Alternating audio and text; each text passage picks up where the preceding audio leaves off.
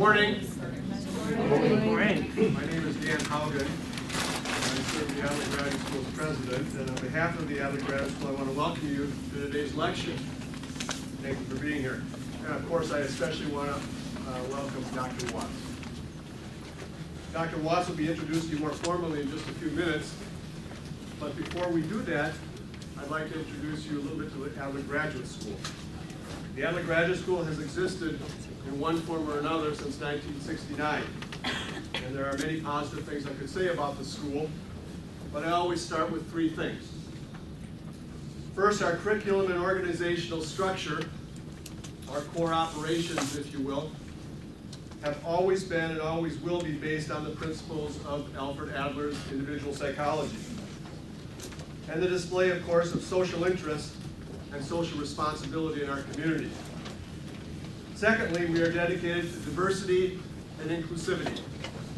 We are training an increasingly diverse student body with increasingly diverse professional objectives for service to an increasingly diverse community. Thirdly, we are committed to the highest standards of our customer service and the customization and individualization of our students' experiences.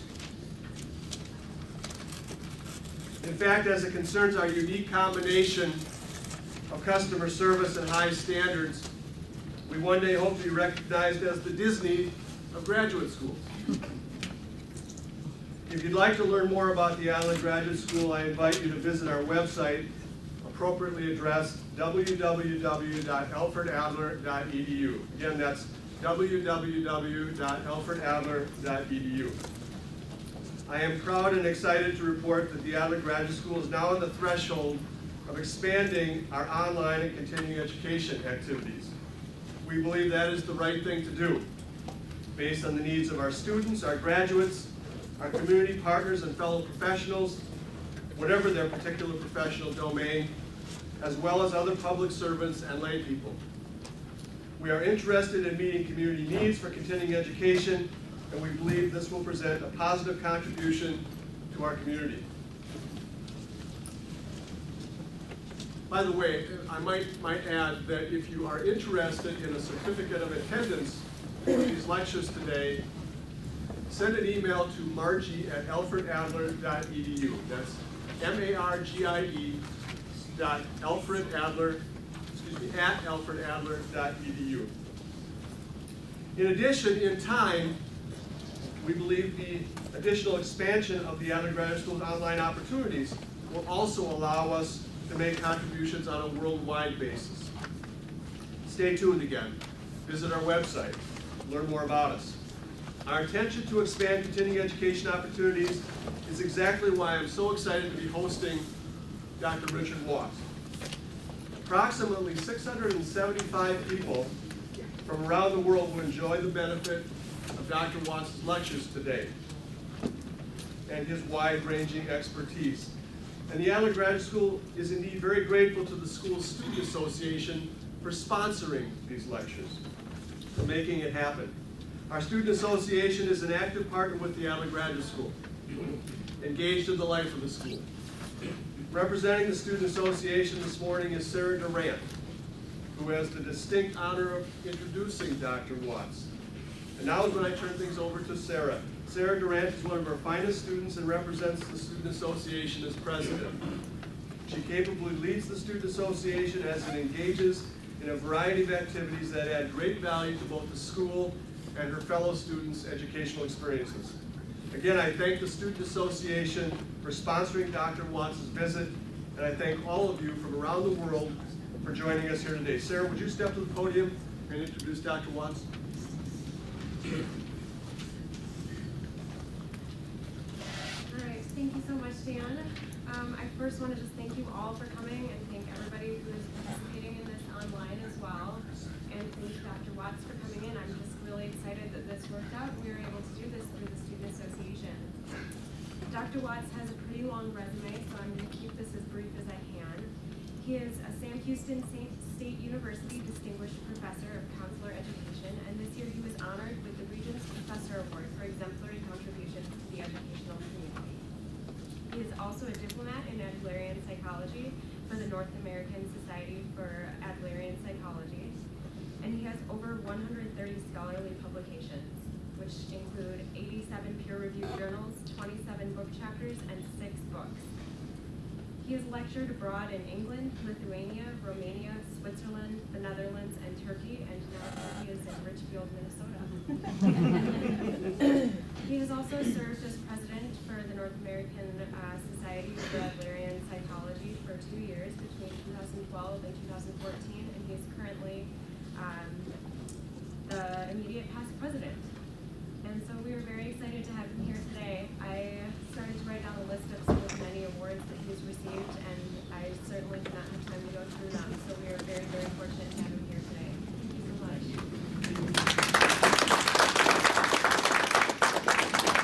It's good to be here.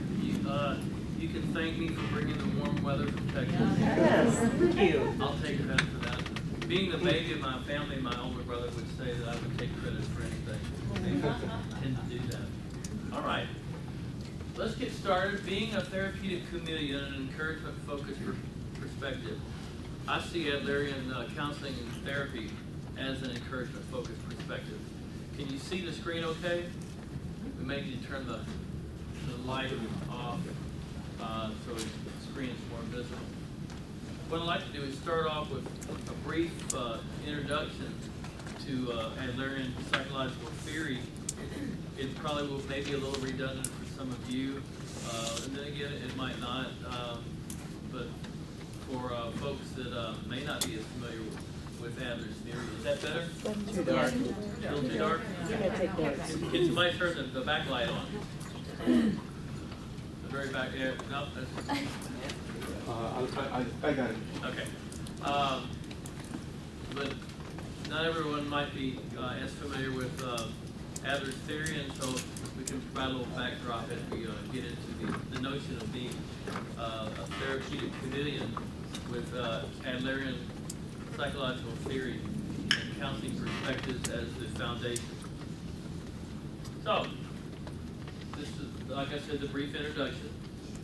Individual psychology or Adlerian psychology is often misunderstood, primarily as focusing on individuals, and that's unfortunate because it couldn't be further from the truth. Adler chose individual psychology, the name individual psychology, from the Latin individuum, which means indivisible. And English was his second language, and so he saw individuum, and it means holistic, indivisible, and he chose that because he really didn't like reductionism, either reductionism of behaviorism or Freud's reductionism of people being parts, id, ego, superego. The unfortunate thing is, however, when people see the word individual psychology, it thinks that it's only talking about an individual self, and it doesn't take into consideration systemic, micro and macro systemic perspective, cultural context, and the like. The fact of the matter is, Adler was all over those things way before multiculturalism became chic in the mental health profession. But it is the name we have, and so we have to explain that to folks. That, yes? Just wondering, is this available online? It will be. So Adler emphasized people cannot be properly understood as a collection of parts, but need to be viewed as a unity, as a whole. And so Adler's theory is an integration of cognitive existential, humanistic, I'll let some of this off, existential / humanistic, psychodynamic, and systems perspectives. It's a constructivist theory. I've written a good bit on, I see Adler's theory as a relational constructivist perspective that bridges the more individual constructivist perspective with the social constructivist perspective. Adler is uniquely situated between the individually focused constructivist approaches and the social constructivist approach, and therefore we are readily able to draw from both perspectives because Adler talks about both, but includes both the individual and the context and social aspects. How I say it is Adler's epistemology, or way that humans understand and know, is that Human knowledge is socially embedded and relationally distributed, but he doesn't empty the self. There's still a sense of personal agency. It's a both-and perspective. It doesn't say, well, the individual is the focus. It doesn't say there is no individual, there is no self. It's a both-and perspective that accounts for the individual in a socially embedded matrix, if you will. And so I think that the perspective is, because it is a both-and perspective, it is well situated to for integration, for allowing people to be a therapeutic chameleon. So, Adler's theory is a holistic, phenomenological, socially oriented, and teleological or goal-directed approach to understanding and working with people. It emphasizes, and you'll really see here the constructivist aspects of Adler in this part. Adler's theory emphasizes the proactive, form-giving, and fictional natures of human cognition and its role in construing the quote-unquote realities that we know and to which we respond. Adler's theory asserts that humans construct, manufacture, or characterize ways of viewing and experiencing the world. Adler's theory is a very qualitative field. In many ways, Adler suggests that we story our lives, very much like narrative therapists talk about. In fact, Adler said that the client's style of life is the client's story of my life. It's an optimistic, positive psychological theory that affirms humans are not determined by heredity or environment.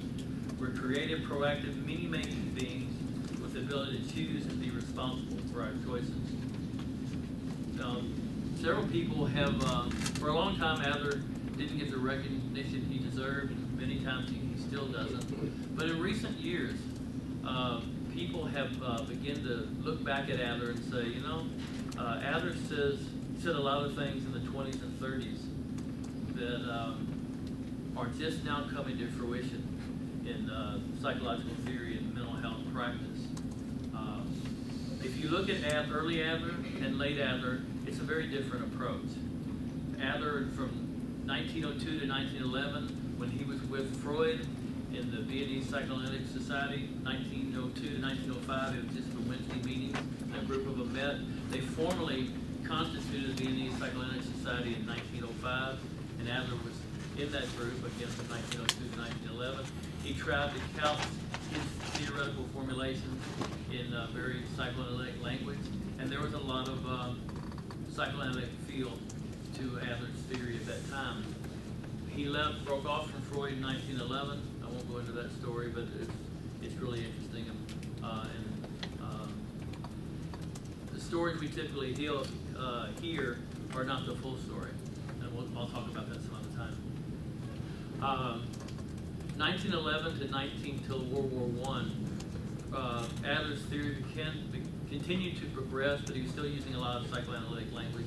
After World War I, World War I was just had a phenomenal effect on Adler.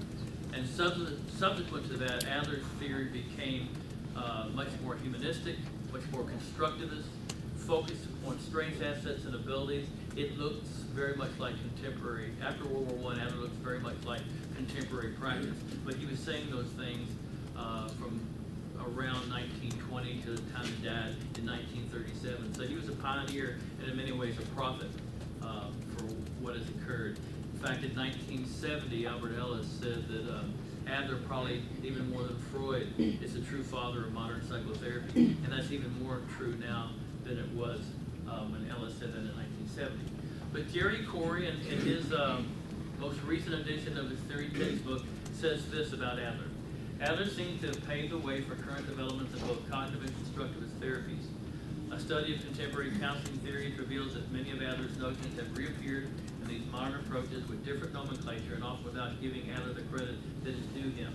It is clear there are significant linkages of Adlerian theory with both present-day approaches.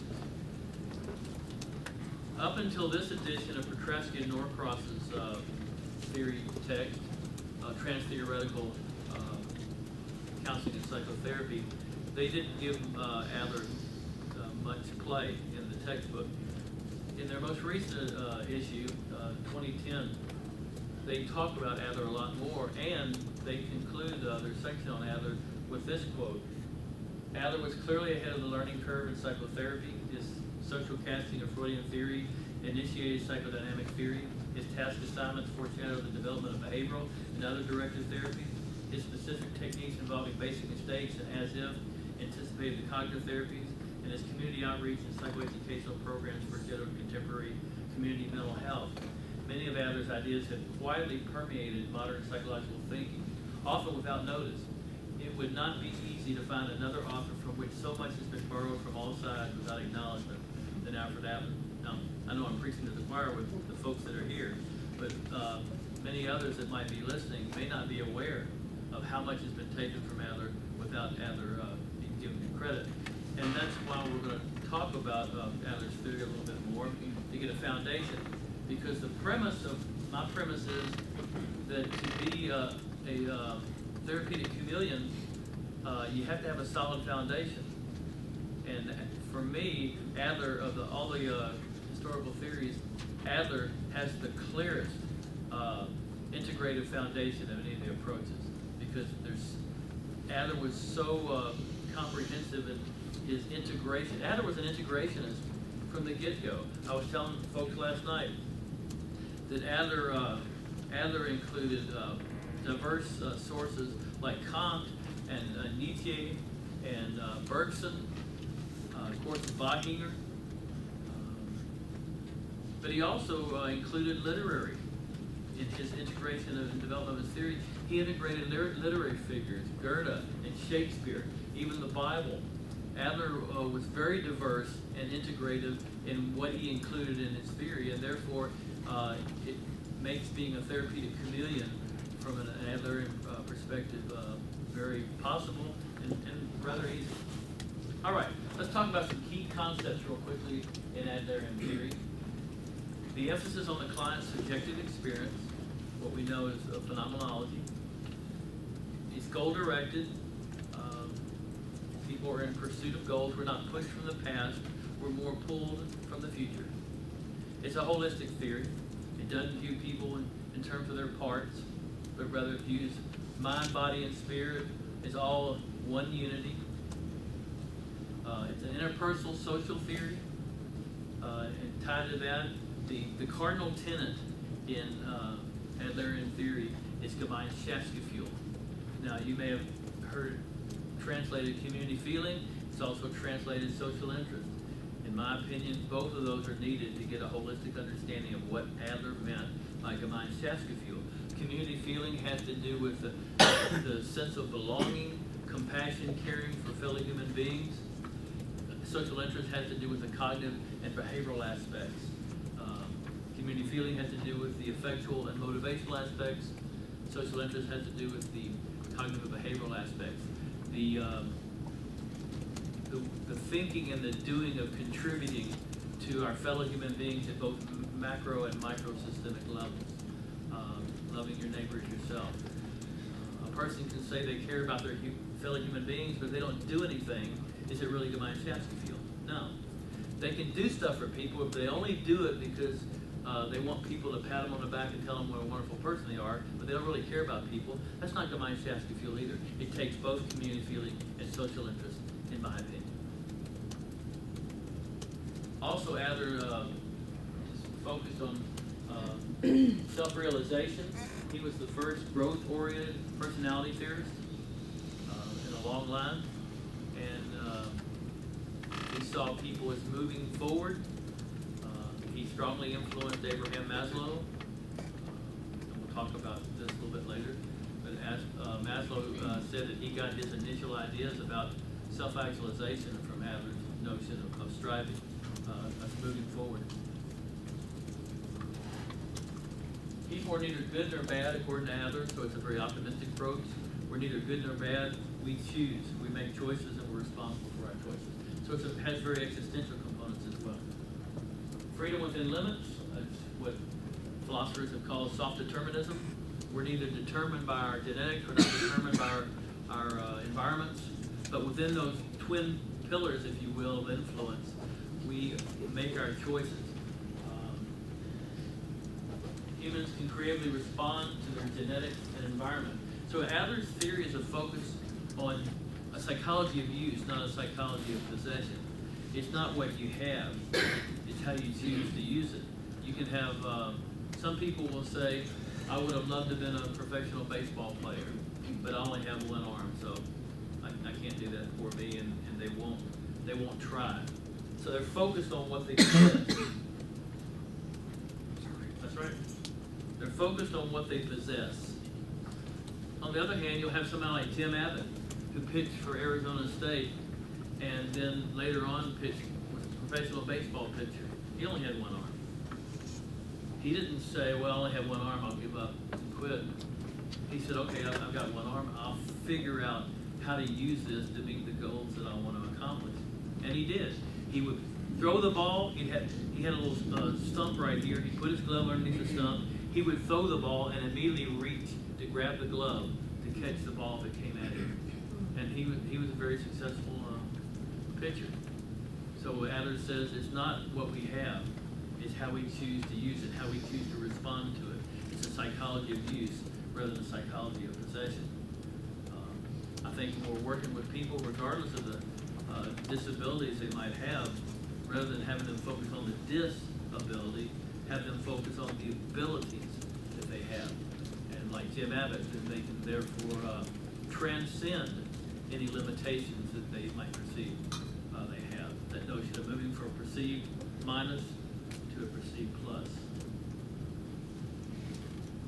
Adler's theory is a developmental perspective based on observation and direct study of children. Freud developed his personality theory based off of adults' recollections of their childhood. And what is interesting is it was the recollections of women and what happened to them when they were in childhood. And then he developed a patriarchal male-based theory based off the memories of women. Adler based his theory in large part on observation of children and families. So it's a developmental perspective. Adler saw significant influence on development, family constellation, or what is also known as the family system, culture and society. Adler emphasized egalitarianism, that people are equals and neighbors. You'll see a lot of feminist values in Adler. If you know anything about feminist theory and therapy, there are a lot of feminists, long before feminism became a therapy or a theory. Adler had a strong feminist aspect. Now, granted, that's probably largely due to Risa, his wife's influence, because she was a very strong feminist, but nonetheless, he listened to her, and he included it in his theory. And you can see that women and minorities may feel inferior because they're undervalued. Adler predicted the women's movement in the United States. He predicted the Black Power movement in the United States back in the 1930s up until the time he died, 1937. He saw that women and minorities in America were oppressed, and he said that those groups that continue to be oppressed and are not given an equal place at the table, they will rise up, and they did. And so Adler was a prophet in that sense. Well, I think I've got it on here a little bit later. I'll tell you. You ever heard of the Brown versus Board of Education? Okay. Adler was influential in that, but I'm not going to tell you why yet. I think I have a slide on that. If I don't, then I'll come back to it. If I forget about it, somebody say, you forgot about it. Because I'm getting old, so I might forget. Adler emphasized the primacy of the counselor-client relationship. Hang on to that thought, because it's crucial based off the contemporary research about what's really important in therapy. And Adler did that before Rogers emphasized the relationship. In fact, 1927 and 28, Rogers was doing his doctoral internship at the New York Child Guidance Clinic in Rochester, New York. And somebody, I won't mention whose name because we'll talk about it later, was a visiting lecturer there. And I believe influenced Rogers' later development of non-directed therapy and then person-centered therapy. Adler's theory holds a non-pathological view of people. People are not sick and in need of a cure. They're discouraged. and need help in overcoming their discouragement. It stresses an encouragement-focused process of facilitating change, and that encouragement-focused process tremendously fits the current research. We'll talk about that. Adler is everywhere. As you read other theoretical approaches, if you're familiar with Adler, if you have ears to hear, if you will, then you'll see and hear Adler in many of these approaches. Whether or not counselors identify themselves as Adlerians, nearly all counseling approaches now reflect some of Adler's concepts, and here's some of them. Crucial importance of the egalitarian, respectful, and cooperative counselor-client relationship, emphasis on the therapeutic alliance, focus on social equality and social justice, the real perceived impact of early childhood family constellation and family system experiences on current functioning, the importance of taking a holistic approach that considers mind, body, and spirit, need to view people contextually in their family, social, and cultural context, the recognition that thinking influences emotions and behavior, the emphasis on strengths, optimism, encouragement, empowerment, advocacy, and support, the relevance of style of life and goals, the need to identify, understand the purpose of, and modify repetitive, self-defeating behaviors, the importance and benefit of counselors and clients developing realistic and mutually agreed upon goals, counseling goals, goal alignment. Rudolph Dreikers said that if there's the main reason for resistance is not a stubborn client, the main reason for resistance is the lack of goal alignment with the counselor and the client, and it's the counselor's responsibility to facilitate goal alignment. It's not the client. It's our job to work with the client on come to a agreed upon counseling goals. The recognition that having problems, difficulties, and differences is a normal part of life and can be viewed as opportunities for growth rather than pathology. Adler moved away from a pathological focus after World War I and from, like I said, around 1920 to 1937. His focus was on prevention, wellness, client strengths, assets, and abilities, and the like, which all fits within his idea of community feeling, social interest, and the manifestation of the same, which he called encouragement. The view that counseling is educational, preventative, and growth promoting, not merely remedial focus. As I said, Adler was addressing that. So I think you can see where I'm going with this, that if you're going to be a therapeutic chameleon, you're going to morph into what the client needs you to morph into rather than forcing the client into one theoretical orientation, a narrow theoretical orientation. Adler's the way to go, because Adler has so much to offer as a foundation that when you create a superstructure, you build the scaffolding and you put the walls up and the roof and all the knickknacks and stuff in the house. And I'm not a real big knickknack guy, but my wife loves knickknacks. So I'm more of a paddywhack guy. She's a knickknack. Thank you for that courtesy laugh. But all that other stuff on top of the foundation can be drawn from Adler and myriad other sources, and it's still consistent with Adler's theory. And so, well, I'm getting ahead of myself. It's really exciting stuff to me, so sometimes I get ahead of myself because this is really cool stuff. And so if I talk too fast, let me know, because when I get excited, sometimes I talk too fast. So anyway, wanted encouragers. We have a surplus of critics already. Thanks.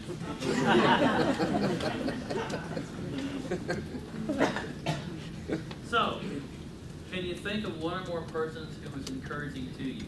So stop and think for a minute. You can close your eyes. I want you to think of one or more persons. It's supposed to be who were encouraging to you. Who was, my bad. Okay? Got that person in your head? Okay? Give them a hug. Now I want you to, out loud, folks on the webinar, I'm sorry, I won't be able to hear you, but folks that are here, out loud, tell me, what were the attitudes, behaviors, and characteristics of your encouragers? Non-judgmental. Non-judgmental. They were warm. It's kind of hard to be warm if you're judgmental, so those are really good Carol, those constructs, I'm sorry? Positive. They were positive. Gave attention. They gave attention, Saw hope. saw hope, Curious. saw potential. When I was vulnerable, they were there for me. Yeah, it's kind of hard to do all that if there's no sense of presence. So they were there. They were interested, Gave opportunities. gave opportunity. Tell me a little more about that. Opened,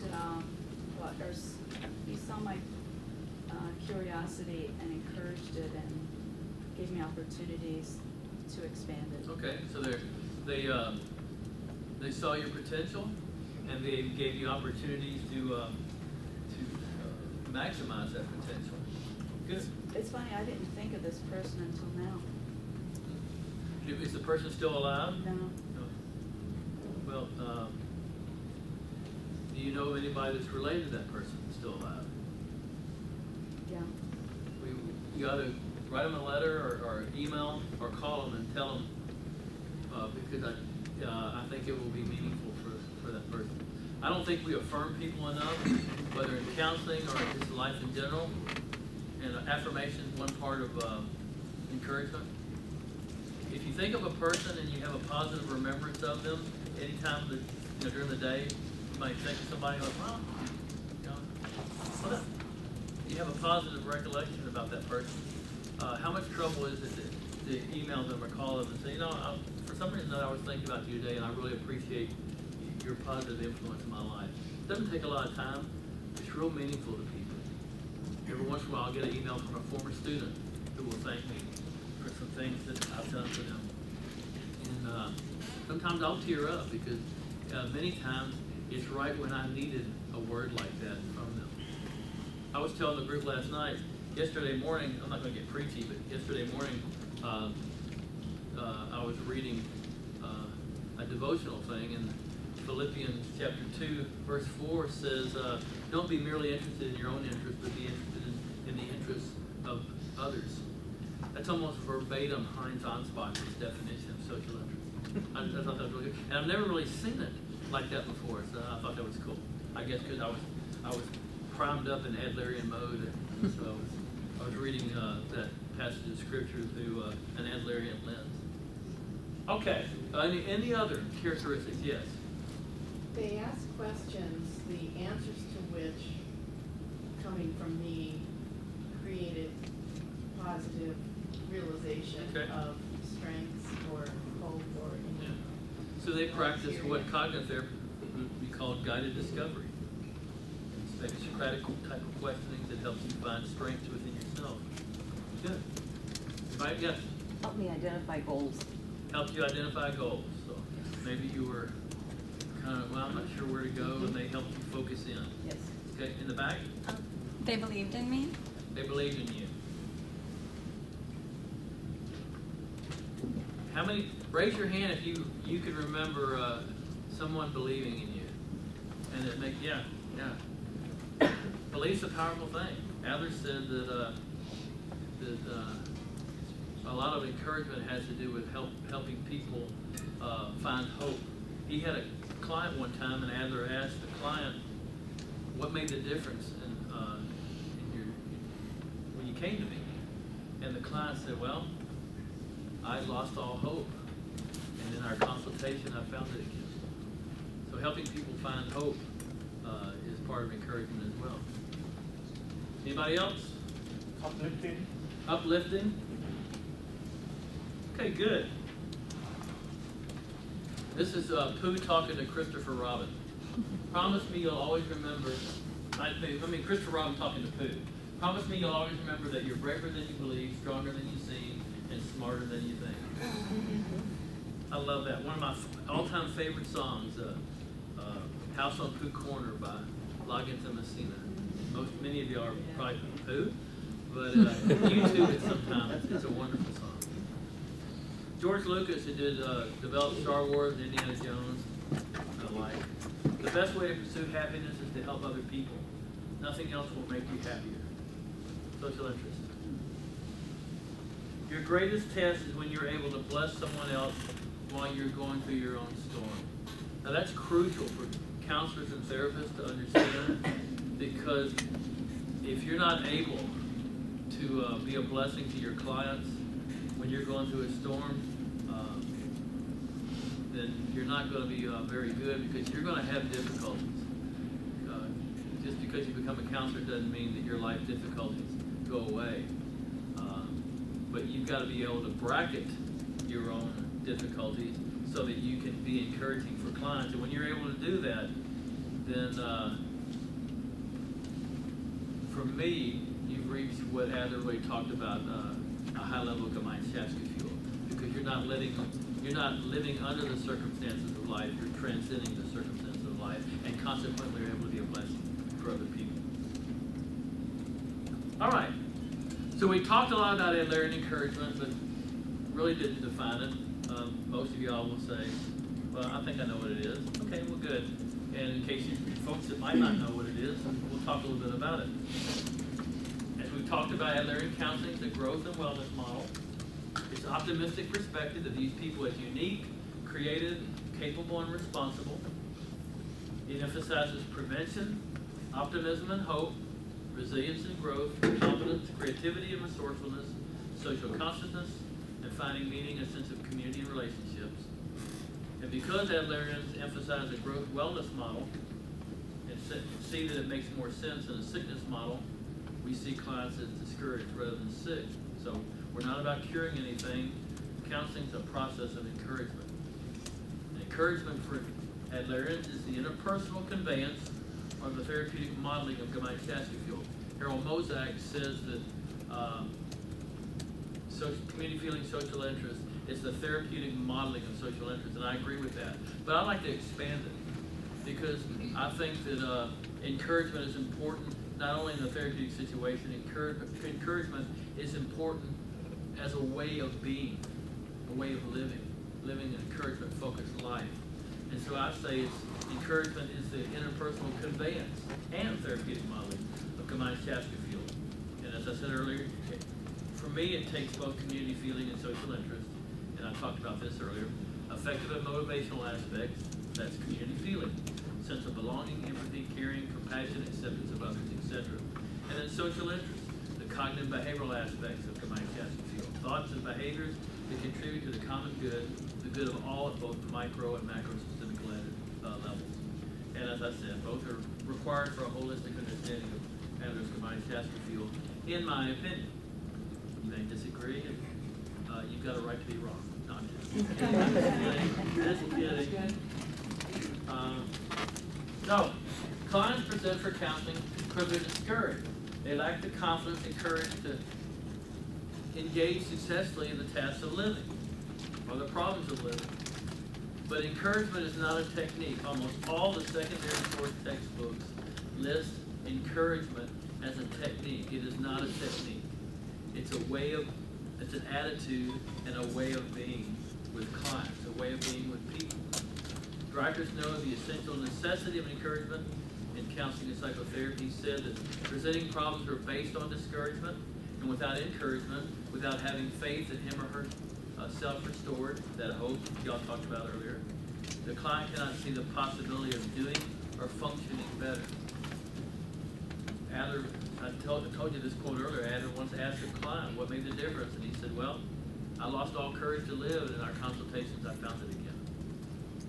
Adler considered encouragement a crucial part of human growth and development, and it's especially true in regard to psychotherapy. Adler said, altogether, in every step of treatment, we must not deviate from the path of encouragement. And Dreigers agreed. He said that what's most important in every treatment is encouragement. Dreigers also said that success in counseling and psychotherapy is dependent upon the counselor or therapist's ability to provide encouragement. And failure usually occurs due to the inability of the therapist to encourage.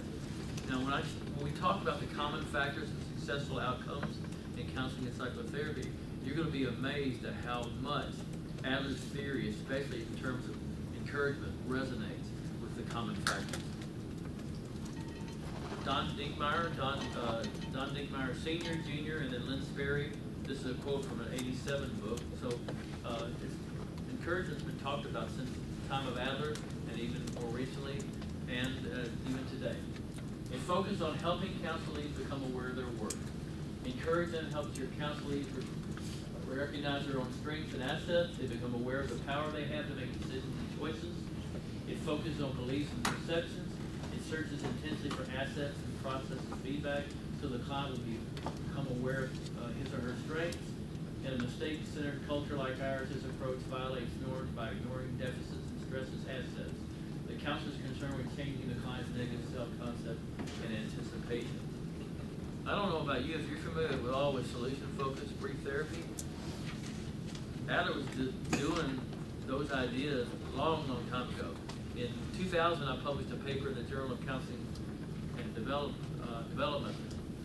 called Adler Encouragement and the Therapeutic Process Solution-Focused Brief Therapy, and basically delineated that they're doing very, very similar things. But Adler was doing it in the 20s and 30s, and DeShazer never gave Adler any credit for any of the ideas.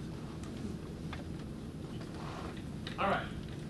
As noted earlier, encouragement is the interpersonal conveyance and therapeutic modeling of Gemeinschaftgefühl, community feeling, and social interest. Gemeinschaftgefühl was Adler's criterion for mental health. The degree to which we demonstrated Gemeinschaftgefühl, to that degree Adler said we were mentally healthy, okay? Now, I think you would all agree that it's our responsibility as counselors and therapists to model mental health for our clients. Anybody disagree with that? It's a good thing. So, if Adler's view of mental health is Gemeinschaftgefühl, and encouragement is the interpersonal conveyance and therapeutic modeling of the same, and we're supposed to model mental health for our clients. Therefore, when we understand encouragement as a way of being with others, especially clients, and genuinely, not as a technique, not as something we're putting on that's not really us, but we genuinely strive to convey the attitudes and skills of encouragement with our clients, we are modeling mental health.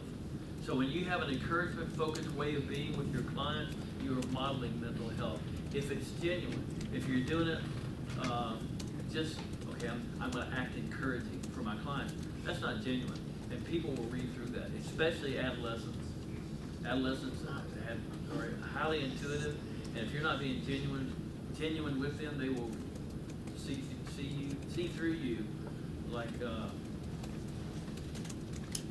piece of opaque paper. I guess that's not really see-through. How about through a clean window? Yeah. I couldn't think of an image. So, do you have an encouragement-focused way of being with others, including clients? It's a rhetorical question. You don't have to answer. So, what are the attitudes and skills of Adler encouragement? Well, before we answer that one, what's the most important thing you bring to a counseling session? Is it your techniques? Is it your theory? What's the most important thing you bring? Yourself. Yourself. A healthy you. The most important thing you bring to a counseling session is a healthy you who can be fully present for that client. Okay? Now, I've talked about the common factors of successful outcomes and how Adler's theory resonates to such a high degree with that, especially the encouragement focus. The 4 common factors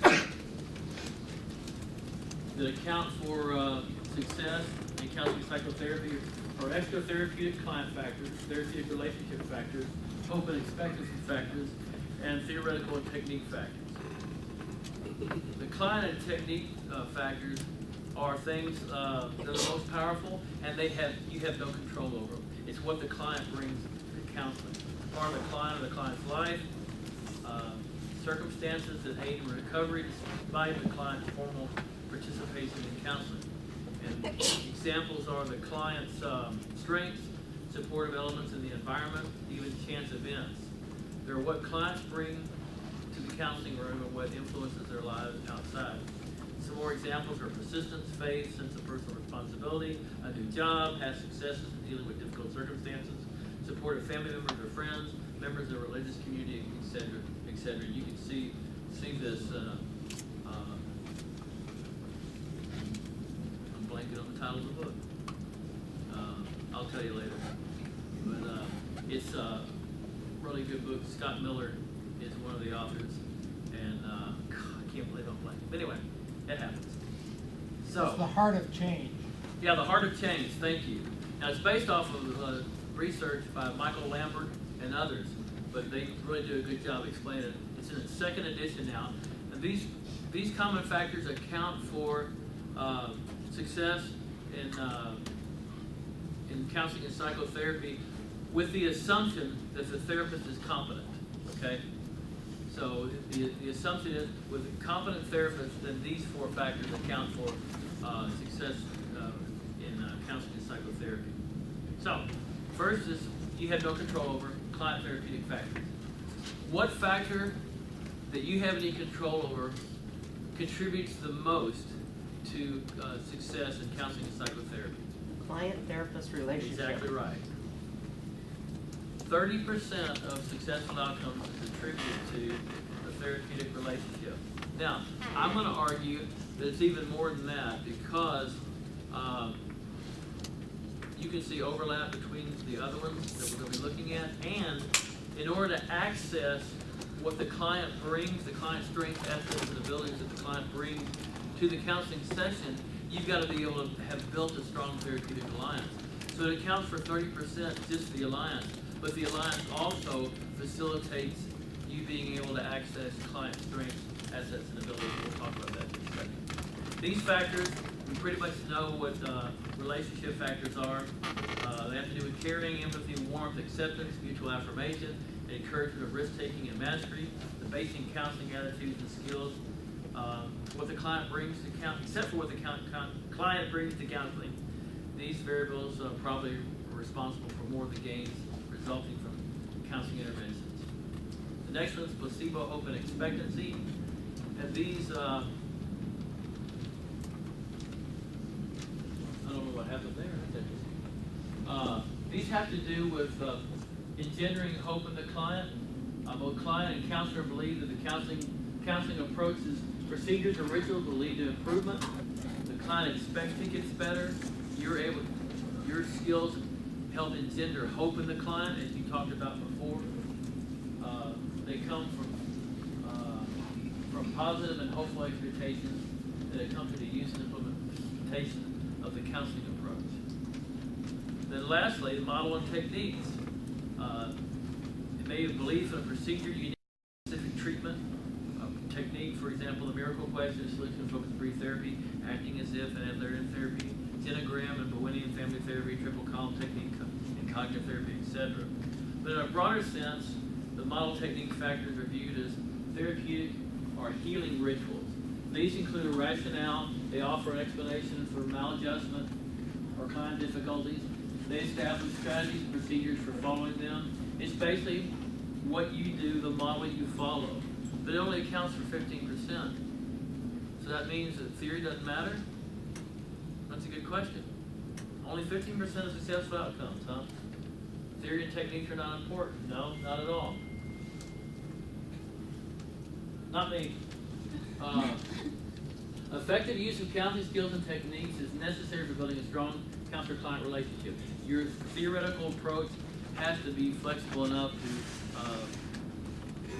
focus on a strong therapeutic alliance. It has to engender hope and expectancy of success, and for discovering and helping clients access the growth-producing abilities, assets, strengths, and supports they bring with them to counseling.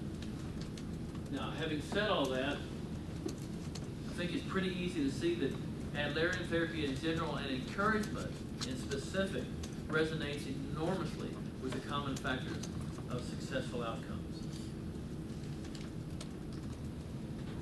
According to Kreskin Norcross, I quoted them earlier, despite theoretical differences, there's a central and recognizable core of psychotherapy that distinguishes it from other activities and glues together variations of psychotherapy. The core is composed of common factors and non-specific variables common to all forms of psychotherapy and not specific to one.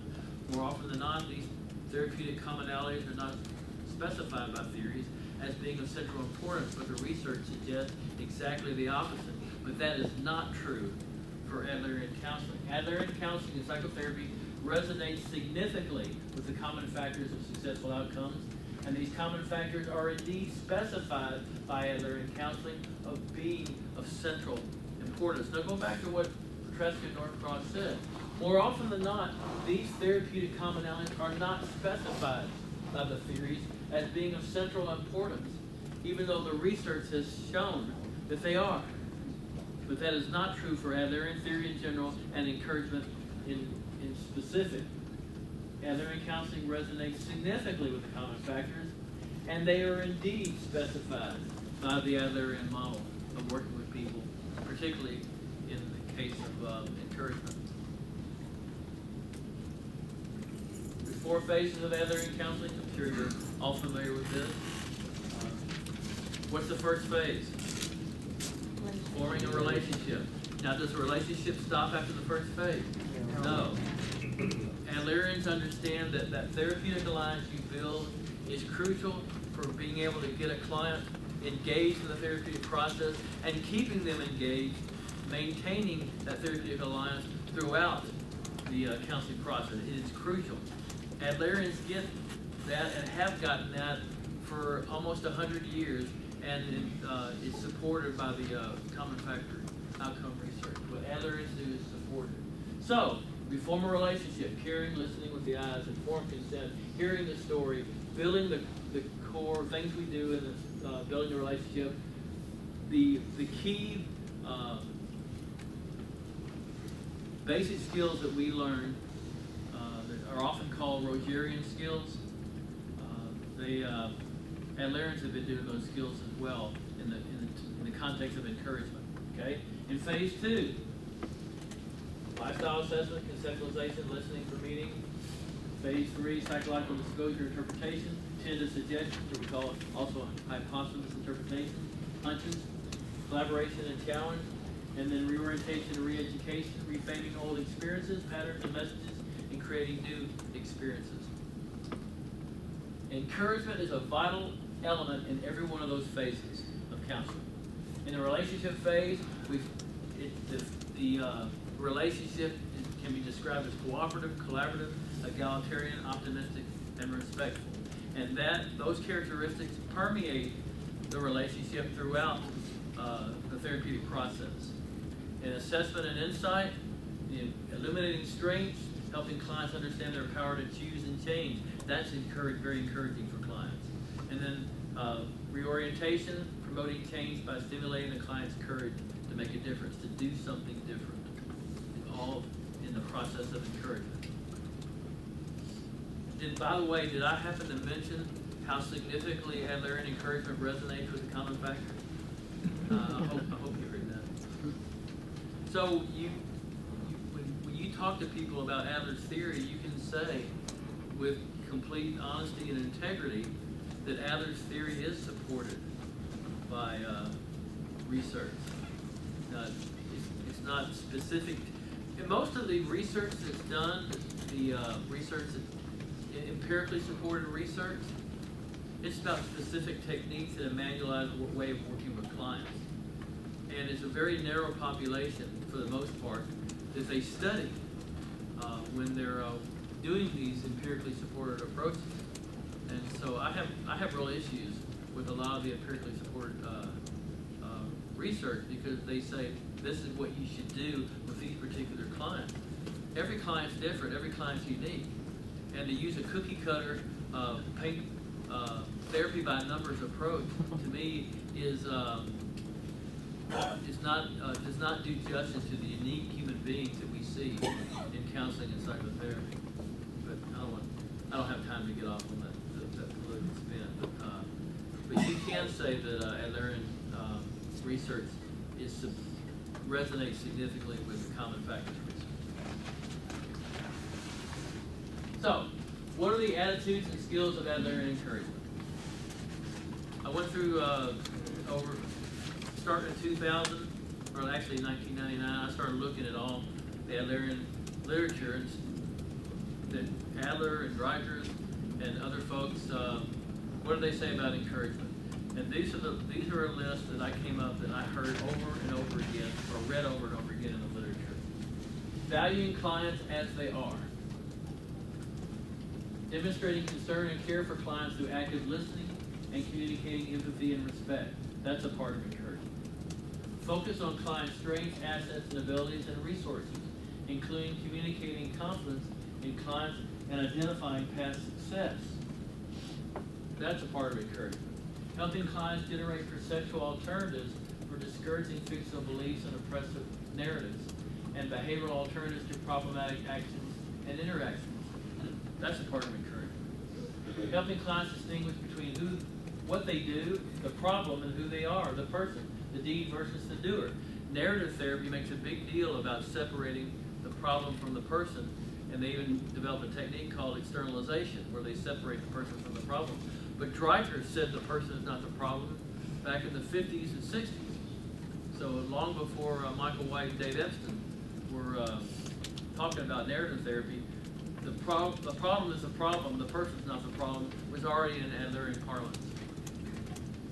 Focus on clients' efforts and progress, helping clients see successful movement or progress incrementally rather than only in terms of the end goal or final outcome. We live in such an outcome-focused society that we don't appreciate the process. And it's crucial to appreciate the process because we're oftentimes not going to get there as fast as we want to. And that can be frustrating and discouraging. Rather than focusing merely on the outcome, we need to focus on the movement toward. And so Adler said trust only movement. And movement in a positive direction was something that needed to be affirmed. And so I say a client comes in and you ask them, well, where were you when you came in? I'm about a 2. And you say, where do you think you are now? Well, the client might say, well, I'm only a 4 or I'm only a 5. And rather than saying, oh, you're only a 4 or 5, you can say, wow, you moved from a 4 to a 5. You know, given the situation you're dealing with, that's very impressive. How are we, and this is what solution focused people call cheerleading. How are you able to do that? And so you're able to help the client focus on the process rather than the outcome, merely the outcome. And then you can ask a question like, well, what do you need to go from a 4 to a 5 or a 5 to a 6? What needs to happen next? And so you're telling a client that you've made a lot of growth, a lot more growth than you realized, and I believe you're capable of going where you need to go. What needs to happen next? That's very encouraging for clients. Communicating affirmation and appreciation to clients. I don't think we do that enough. I don't remember being taught to tell clients if I felt a lot of respect for them in the moment. I might have, I just didn't have ears to hear. But if a client's working really hard, and you can tell that they're really putting forth a lot of effort, and you appreciate the effort they're putting forth, then on occasion, why not tell them? You can stop and say, I just want to. At an appropriate time, you can say, I just want to tell you, I really have a lot of appreciation for the hard work you're doing. My level of respect for you right now is really high, and I want to let you know how much I appreciate your hard work. That really makes people, that's very encouraging for people. And so I don't think we do that enough with clients. And then helping clients see the humor in life experiences. I had a client one time, I had read Harold Mozak's book, Aha and Ha Ha. It's a book about using humor in counseling, psychotherapy. And I remember one particular story he told, and it just, for some reason, it stuck with me. And then I was working with this lady who was a very devout Catholic, and she had done something that she really felt bad about, so we were talking about it. She's really beating herself up. And I said, well, have you talked to that person about it? She said, no. So, we stopped. She really wanted to talk to that person and ask that person to forgive her. And she hadn't done anything. So I said, well, what would stop you from doing that? She goes, well, nothing really. And so she said, I really need to talk to God about this because I really feel bad. It's really hurting our relationship because there's a breach in our relationship. And I said, and what would stop you from talking to God about that? Nothing. Well, nothing really. And I said, and then what would stop you from forgiving yourself? And she goes, well, nothing really. I said, okay. So what are you going to do this week? So her goals were to call a woman, talk to God, but she didn't mention forgive herself. And I didn't bring it up. I let it go because I wanted to see how she might respond to that. So next week she comes in, and I said, well, how'd it go this week? She said, well, I talked to that woman, and how'd it go? Well, she was very gracious, very forgiving, and I said, so how do you feel? I feel a lot better. We're on good terms. I said, okay, great. And she said, and then I talked to God about it, and asked God to forgive me, and I said, how'd that go? And said, well, God forgave me. I said, well, good. And then I said, what about yourself? Have you forgiven yourself? And she went, hung her head. She said, no. I said, wow, your standards are higher than God's. And I stole that from Mosaic. She asked everybody's forgiveness, including God's, and God forgave her, but she couldn't forgive herself because her standards were higher than God. And she looked at me and she said, you're kind of a smart aleck, aren't you? But with a grin. And I said, guilty. Yeah. Actually, she's called me something else. It was smart and it started with an A, but I'm trying to be appropriate here. The skills of encouragement are crucial throughout the counseling process. Successful outcomes are predicated upon the development, and there's a mistake on there, sorry. Successful outcomes are predicated upon the development and continuation of a strong therapeutic relationship, an encouragement-focused relationship that is characterized as cooperative, collaborative, egalitarian, optimistic, and respectful. Adler stated that therapists should not insist upon a superior rank or right with clients, and should not allow clients to place them in some expert role, such as teacher, father, or savior. It's interesting, the notion of contemporary constructivist therapy and social constructivist therapy about the client being the expert of their life. Adler said the same thing a long time ago. Now this 1956 is the Ansbacher book. Adler said it back in the 20s or 30s, that the client should be the expert of it. In fact, Adler said in another place that nobody knows the client's suffering like the client. The client is the expert of his or her life. And Adler said that the counselor should not be an expert, or a therapist should not be an expert. You should be an expert about your expertise, but you should not be an expert about the client's life. The client is the expert of his or her life. All right. Now, all that was introduction.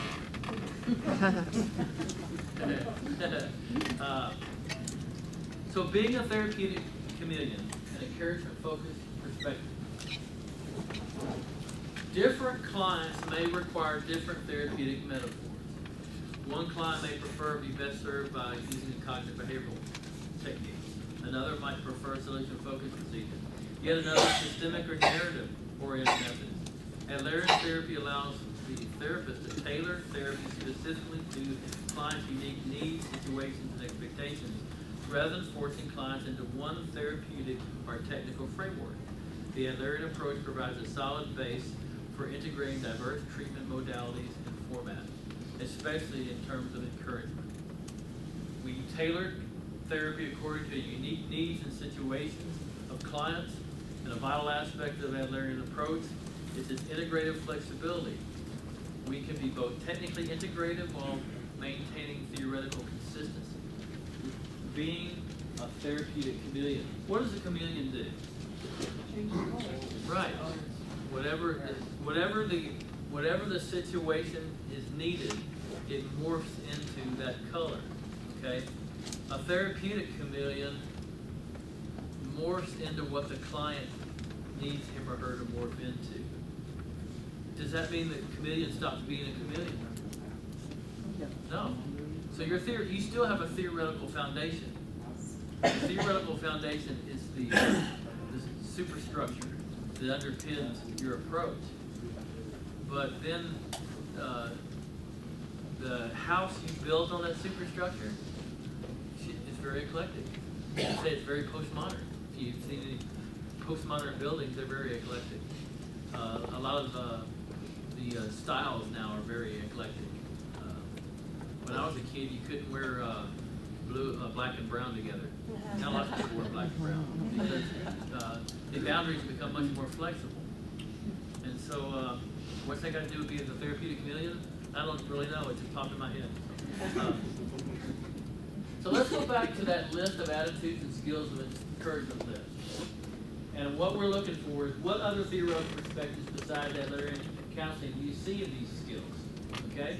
And then also think about what procedures, techniques from those approaches do you see as being potentially useful in encouragement-focused approach to counseling. So, got that in your head, the question? Got that in your mind? Okay, we'll go back. Oops. Valuing clients as they are, I think you could say that should be true in every approach.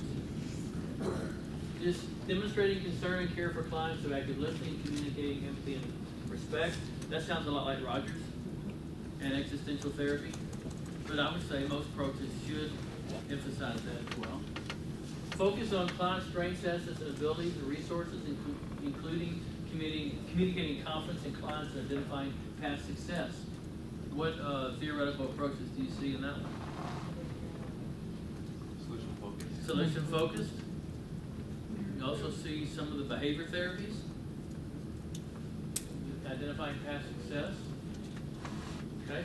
Helping clients generate perceptual alternatives for discouraging fictional beliefs and oppressive narratives, and behavioral alternatives for problematic actions and interactions. What do you see in that one? Narrative. Narrative therapy. Cognitive behavioral. Now, let's kind of park there for a second. I understand that cognitive behavior therapy has a structural epistemology, how we know. Narrative therapy uses a literary metaphor, okay? But what are fundamentally they getting to? They're getting to how we make meaning. Cognitive behaviors look at the beliefs behind, the cognitions behind the behaviors, okay? It's a structural metaphor. But nonetheless, it's still what meaning are we giving to the particular event based off of the beliefs that we have, of course, schema. Narrative therapy talks about it, what are the stories we're telling? But embedded in those stories are beliefs and values. And so it's talking about the meanings we make as well. And instead of calling it schema, they call it meta-narratives. Okay? So, you've got core schema and meta-narratives. Adlerians have core lifestyle convictions. The thing I like about core lifestyle convictions better than schema is almost largely cognitive. But core lifestyle convictions has both cognition and feeling together. A conviction has to do with a belief and a feeling that goes with that belief. So I prefer that understanding, but they have sufficient similarity. Yes? Can you give us an example A core schema? of the difference? Yeah, let me tell you a break, because it's going to take a little while. Maybe you'll see it with this. I'm getting ready to do an explanation. I told the folks this last night. In cognitive therapy, they talk about core schema. They have 3 levels: core schema, assumptions, and automatic thoughts or dysfunctional cognitions. Okay? You with me? Adlerians have core lifestyle convictions, private logic, basic mistakes. It's the same 3 levels, although cognitive therapists have never identified Adler as having very similar formulation, and that's the break bell. So let me say that one more time, and then we'll what I was saying one more time, and then we will go. 3 levels, parallel levels with Adler and the cognitive therapist. Albert Ellis talks about irrational beliefs. He doesn't talk about core schema. He talks about irrational beliefs that basically cover this all 3 in one package. Narrative therapy talks about meta-narratives and culturally or geographically specific stories we tell ourselves that are either facilitating or non-facilitating, and are largely influenced by our culture and the media surrounding us. But all that being said, all 3 approaches are addressing how we make meaning, the meanings we give to different situations. So, if if you can step away from the epistemologies and the metaphors that cognitive uses, structural metaphor versus literary metaphor, and if you go from an Adlerian perspective, remember I said earlier that Adler is situated between the more individually cognitive-oriented therapies and the relationally and social oriented approaches in social constructivism. Adler's in between those two and consequently can draw from both. So if you have an Adlerian orientation, then you can use cognitive and cognitive behavioral things. And you can use stuff from postmodern and social constructionists and use it. You can be theoretically consistent and technically eclectic. You can use it with integrity because you're able to draw from both, because Adler allows for that bridging of those two perspectives. It's the only theory that I'm aware of that allows for a bridging of the more cognitive-oriented constructivist approaches and the social constructivists, because they are at odds with each other. This sees the individual as the main focus, and over here they said there is no self to speak of. Everything happens in relationship, and there is no, if there's anything out there, it's they're agnostic about it. All truth, if you will, is right here in relationships. Adler's in between those two perspectives, and so consequently we can draw from techniques and ideas from those two perspectives and bring them into an encouragement-focused way to doing counseling. All right, let's take a break. We'll take 10 minutes, and then we'll start back.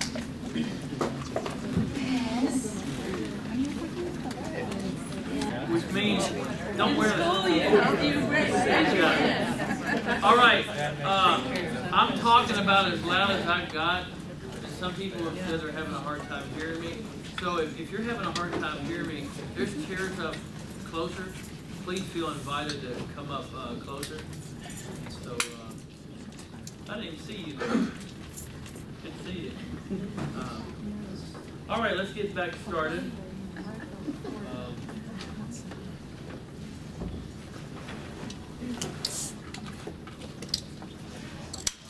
I've talked about Adler's influence on has been acknowledged in different perspectives, and how Adler's theory can draw from so many different perspectives because of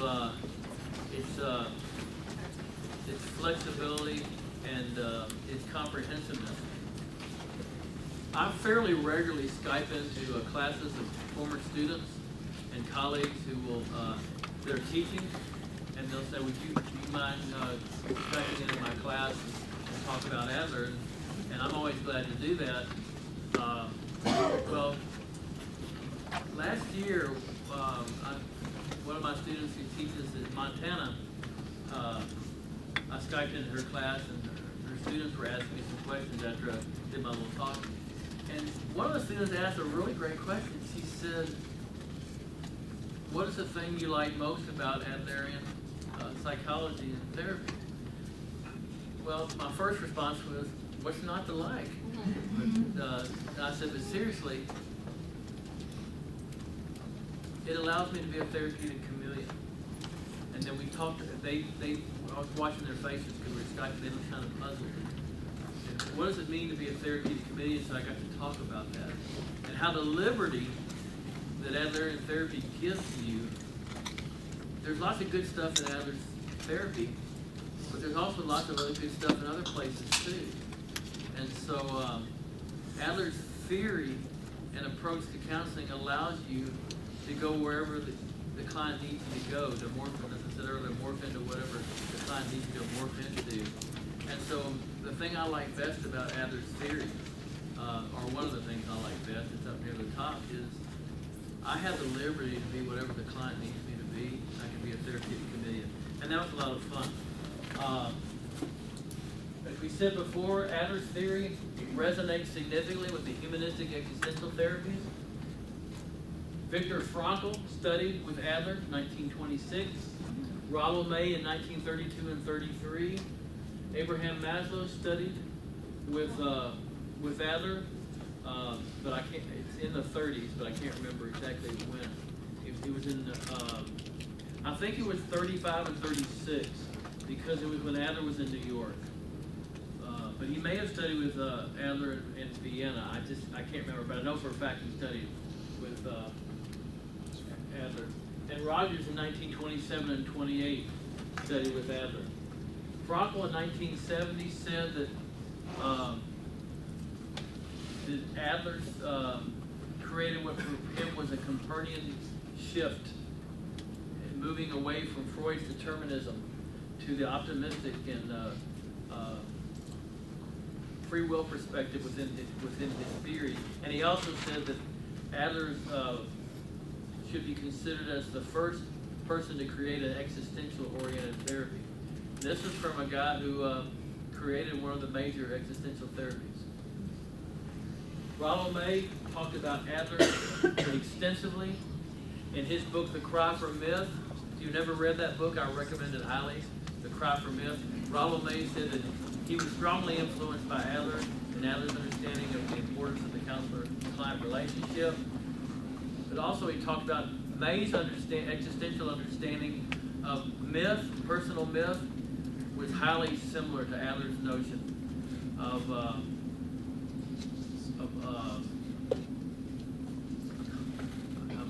just left me, sorry. State of belief? No, it was his personal, his style of life. Personal myth, because we have, in our style of life, it's neither right or wrong. It's our way of viewing the world. I am as are, the world is, therefore. It's a syllogism. And it's Adler's notion of fiction was very similar to May's notion of myth, personal myth. And as I said before, the constructivism said something similar. We'll talk about that in addition. Rogers, when Adler studied with, when Adler was teaching at the New York Child Guidance Clinic in Rochester, New York, Rogers was there as a doctoral internship, doing his doctoral internship. He was a trained Freudian at that time, and they did reams of paper before they ever see a client, studies and tests and everything. Rogers saw Adler come in, walked right past all the paper, went in, sat down, and started talking to the client. Wanted to know the client, not from the paper, but wanted to know the client as a person. 15 years later, Rogers walks in, ignores the paper, and wherever he was, walks in, ignores the paper, sits down with the client, and his goal was to know the person, not some test, assessment, or what have you. Right before he died, Rogers was asked about Adler's influence, and Rogers said, Adler influenced me more than I ever realized. And so late in his life, he acknowledged that Adler had influenced him significantly, but he really didn't delineate how. And that's what got me started in looking at Rogers and Adler. And in 1998, I published a paper in the Journal of Individual Psychology on the remarkable similarity between Adler's social interests and Rogers' core conditions. And the three therapists offered core conditions. And what Rogers called unconditional positive regard, empathic understanding, and congruence, Adler said very similar ideas in terms of the offering of Gemeinschaftsgefühl in the therapeutic situation. Adler talked about the importance of empathy. He talked about not judging clients, but taking clients as they are. And he also talked about the importance of the counselor being a genuine and real person. Very similar to what Rogers said. I'm not saying Rogers ripped Adler off. I think Rogers wasn't ready to hear what Adler had to say. And later on he was. And looking back, he acknowledged Adler was influential. I got a letter from someone who, a Rogerian, the guy that wrote the first biography about Carl Rogers. After I published that paper, the first version of it I published in 1996, and he sent me a letter, and he was not happy that he said Rogers didn't get anything from Adler. And but in the textbook he said that, or the book he wrote, he said that Rogers was one of the most congruent individuals he'd ever heard. And I responded to him and I said, well, I'm confused because you say Rogers is one of the most congruent individuals he'd ever known, and yet Rogers, but he said that Rogers was just being nice, he wasn't really telling the truth. I said, so you're saying Rogers was being incongruent? about Adler. Anyway, he didn't really like that response. But over time, he and I developed a friendship, and we actually presented on Adler and Rogers at the American Counseling Association conference. So, anyway, it was an interesting experience. Take a brief aside here about positive psychology. Adler was the original positive psychologist. If you look at the things that positive psychology emphasizes, 85 to 90% of it you can find in Adler. They talk about the first positive psychologists were Rogers and Maslow. They didn't go back far enough because both Rogers and Maslow were influenced by Adler. Adler was a growth theory. Positive psychology emphasizes the positive things about human beings rather than the negative, and their strengths, assets, and abilities. So does Adler. I won't go into that any further, but I've written on that. If you're interested in seeing how Adler is a positive psychologist, I'll be glad to send that to you. Just email me. The cognitive therapies, Albert Ellis said that without Adler's theory, he probably would not have come up with rational emotive behavior therapy. I told you already in 1970, he said that Adler, probably more than Freud, is the true father of modern psychotherapy. Ellis started developing his cognitive rational, he called it rational therapy at first, in the 50s, late 50s. In 1962, he published his first book. It's about this thick. It's called Reason and Emotion in Psychotherapy. And there's an entire chapter, not a section, an entire chapter devoted to the influence of Adler on the development of his theory. Now, he and Adler disagreed about the importance of social interest, and he and Adler disagreed about the importance of the counselor-client relationship. Adler saw it as extremely important. Ellis, at that time, thought it could be a problem if you're having a good relationship with your clients. But in terms of our thinking, strongly influences our feelings and behaviors, Adler was all over that long before cognitive behaviors ever were even born, or shortly thereafter. Beck mentions Adler a little bit. He mentions Adler as one of his three influences, but he doesn't talk about Adler very much. If you go to the Beck Institute website, there's an interview with Beck, and students are asking Beck about his influences, and somebody asked him, what about Adler? And Beck says, oh, Adler was tremendously influential for me. And that's all he says. He didn't go into detail how he was. But you can clearly see a lot of Adler and Beck. As I mentioned earlier, the three layers, schema, assumptions, and automatic thoughts and cognitive distortions, core lifestyle convictions, private logic, basic mistakes.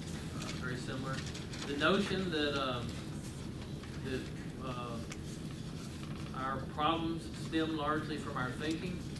Adler said that over and over several times in his writings, quite a bit. And Adler was influenced also by the Stoics, as was Ellis and Beck. The Epictetus notion of we're not disturbed by how things are, but rather the meanings we ascribe to the events. Anyway, the constructivist therapies, constructivist, solution-focused, and narrative therapy. George Kelly talks some about Adler. His notion of superordinate constructs is remarkably similar, according to Kelly, to Adler's lifestyle convictions. Michael Mahoney talks a lot about Bahir's influence on both Kelly and Adler, and Mahoney saw Adler as a precursory constructivist. Niemeyer, in a book I edited called Adlerian Cognitive Constructivist Therapies and Integrative Dialogue, he wrote one of the chapters, and he said that Adler's theory was clearly a constructivist therapy and was a close cousin to the contemporary constructivist therapies. Jeff Gutterman wrote a book called Solution-Focused Counseling. It's in its second edition. Almost none of the solution-focused folks acknowledge Adler at all. Every once in a while there's like one little sentence. Gutterman does acknowledge Adler. It's a really good book. I strongly recommend it. It's published at the American Counseling Association. It's called Solution-Focused Counseling. or being solution-focused in counseling. Anyway, Jeff Gutterman.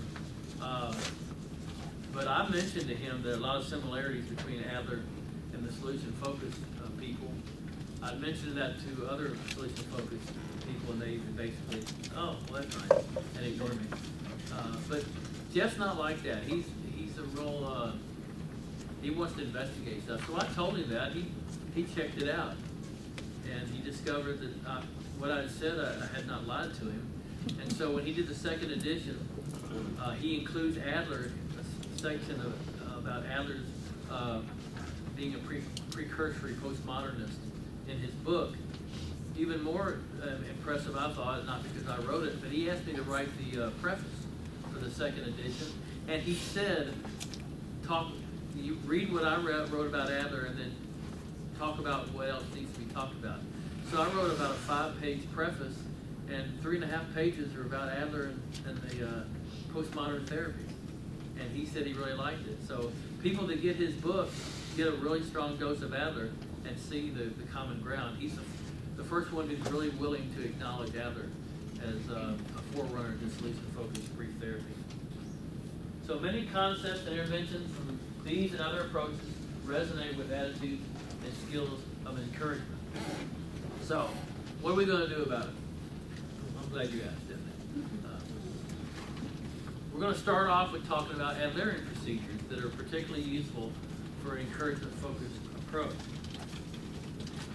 Typically, when we're listening for lifestyle, I don't know about y'all, but many times, historically, when I'm doing lifestyle questions, I'm listening for maladjustment. I'm listening for where the problems came from. But what about listening for where solutions might come from too?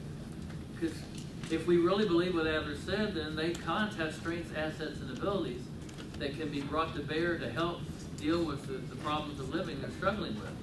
But do we listen for that in style of life? And so I would encourage you, as a part of your encouragement focus in counseling, to don't just listen for the problem, listen also for solutions as you're, and also do follow-up questions to see if similar problems in the family of origin appeared, and how were they ever solved, and how so, and how could that be brought to bear for the current problem the client is having. I love doing early recollections. It's amazing the information you can get from early recollections. It's the first projective technique. You ask people for their 5 to 7 memories, age 10 or below. Specific memories, you all know this. We went to grandmother's on Sunday, but no, a specific time you went to grandmother's and what happened, and get specific detail from it. It's amazing how doing early recollections allows you to dance around the safeguarding mechanisms and get to what's going on in the client right now. Stuff they might not be comfortable giving you directly, but the early recollection gives it to you. It's really cool. But another thing I've started doing more recently is also asking encouragement-focused early recollections. Asking about times where they felt good about themselves, they felt successful. And what was that like? And how are those feelings different than how they feel now? What were they doing back then that they, the beliefs about themselves or others around them that they could bring to bear now? And it doesn't have to be back when they were 10 years old. Adler did 10 years old or below, or younger and below, because the further the distance is away, the less likely you'll get have to deal with the safeguarding mechanism. But if I can find 2 years ago, if a person can remember where they were successful and how that felt and what they were doing to be successful, then I can use that memory of success, possibly bring that in the current situation to help them find solutions to the current problem. Does that make sense? Okay. The question. Solution-focused people call it the miracle question. Adler called it the question, and he did it a long time ago. Now, the solution-focused people will say, well, we do it for a different reason. Okay, well, that's fine. Yeah, maybe you do it for a different reason, but it's almost verbatim what Adler said. You could at least acknowledge that Adler said something really similar almost 100 years ago. But Adler says, how would your life be different if you no longer had this problem? Now, I actually prefer the way Adler worded it to the miracle question. Here's why. Because if I ask a client if a miracle occurred, my experience has been they give me some very unplausible, undoable answers. But if I take the miracle out of it and I say, like Adler did, how would your life be different if you no longer had this problem? Then the answers tend to be more plausible and more doable. That's just my bias. Other ways you can ask this question, how would your life be different if all of a sudden you didn't have this problem anymore? Suppose they gave you a pill. Although I really don't like that one much anymore because it was popular a few years back, but with the outrageous amount of pills people are taking now, and I have to take them too, I try to limit my pill prescriptions, if you will. If I had a magic wand, little kids love that. They love the Harry Potter stuff, the magic wand. What if I woke up this morning and no longer had this problem? If you looked into a crystal ball, kids like crystal balls too. So I really like the question. You say, well, what's this got to do with, Adler's always done this. How's this encouragement focused? Well, what you're communicating to the client is potentiality.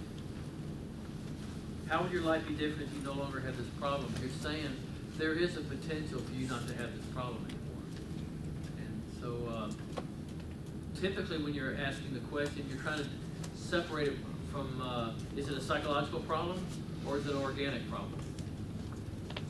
And I use it that way also, but another way I use it too is I want to know what life task is the client avoiding. That was another way that Dreikers moved it forward. What life task is the client avoiding? And the question gets to that. That helps you in treatment planning. If you know what the client's avoiding, you pretty much know where the client needs to go in conjunction with the client setting the goals. But all that, for me, asking the question is, I'm communicating to the client, you have enormous potential, and there is a way out. And so how would it be different if the way out occurred? Once they tell me, then okay, let's start looking for that way out together. Does that make sense? Okay. This is something I developed.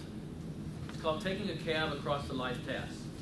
Now you may be familiar with the ABC model in cognitive therapy: activating event, belief, consequence, emotional and behavioral consequence. Well, I like that. I use that a lot because it fits very much with what Adler said. In fact, Albert Ellis said that Adler basically talked about ABC with clients and did cognitive restructuring before the term was phrased. But it was taken from Ellis and Beck's model ABC. What happened, which is the activating event. C, the consequence. What did you feel emotionally? What did you do behaviorally? And then the B, what did you believe about the situation? Okay. Well, I did this in assessment, but I want to look at it. They only do it, cognitive therapy only does it with one specific event around a problem. I want to put it in context. So what I would ask the client to do is, tell me about what's going on in your love and family relationships. And they would tell me. And then I will say, what are your feelings about that? What do you feel about what's going on? Positive or negative? What are you doing? Positive or negative? And then what are the beliefs behind that? So when you see the ABC model, I do it a little differently. And you could say, well, why did you use CAB instead of ABC? Well, I wanted to have a cute little title for my technique. So I had to have cab. So taking a cab across the life task. So anyway, I do it. I start here. What are you feeling? Present. Behaviors. They'll typically give me negative feelings and behaviors that they really don't feel good about. And then we get what are the beliefs behind the feelings and the behaviors. Okay, I do this side first. The five life tasks. So love and family relationships.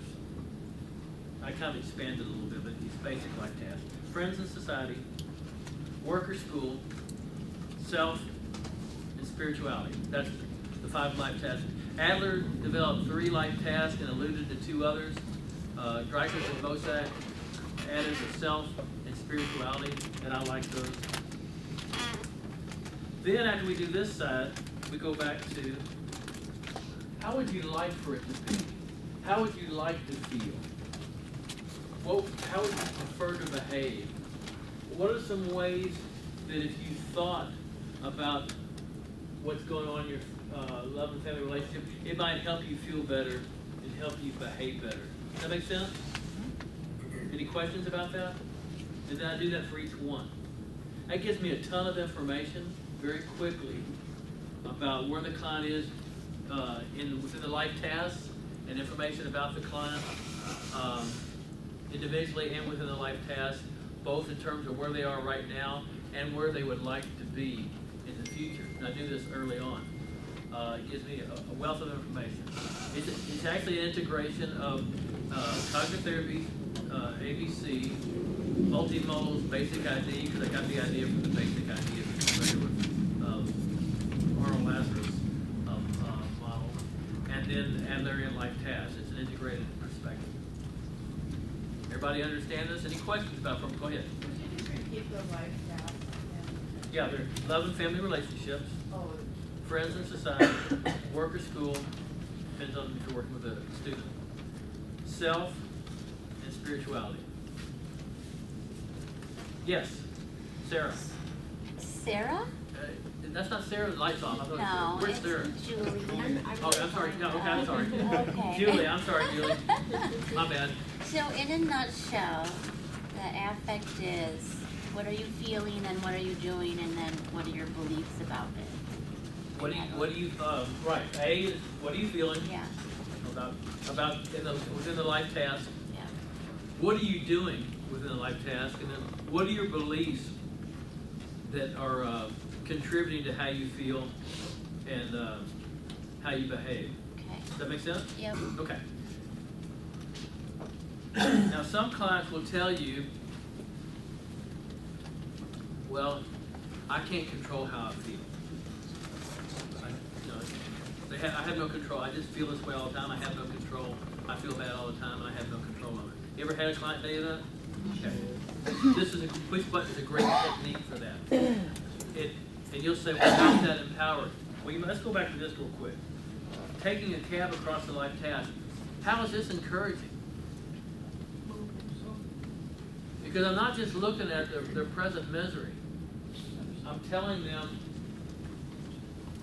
I'm asking them where they could go, and then helping them if they're struggling with where else you and the client, if the client's having trouble coming up with ideas of where to go, then you can generate a dialogue with the client to help them come up with where they want to go. But the whole premise is that we're not just here and you're stuck here.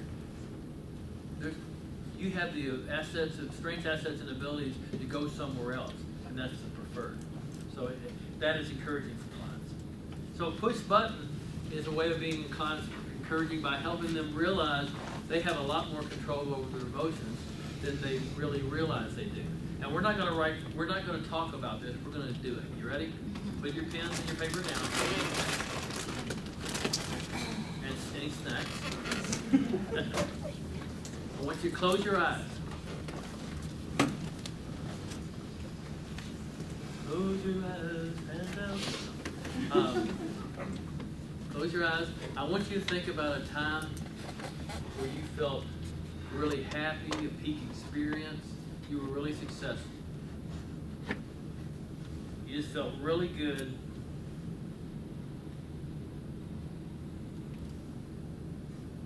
When you get the memory, raise your hand.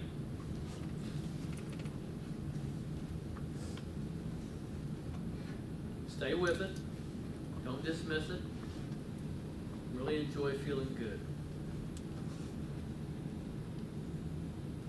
Okay, now keep your eyes closed. Clear that off. You lower your hands. Keep your eyes closed.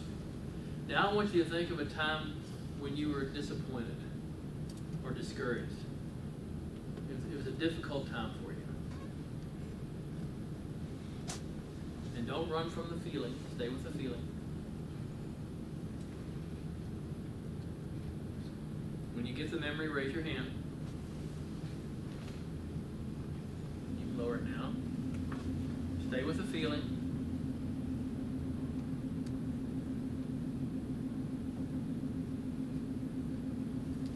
Okay, clear that off.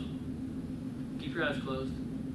Now I want you to go back to the first one, the peak experience, the time when you felt really good. If you can't remember that first one, you can't get it back, think of another experience where you felt really good. And when you get the memory of that experience, raise your hand. You can lower it when you're... Stay with that feeling, feel good, give it a big hug, tell it you're glad to see it, feel it, hear it, be with it.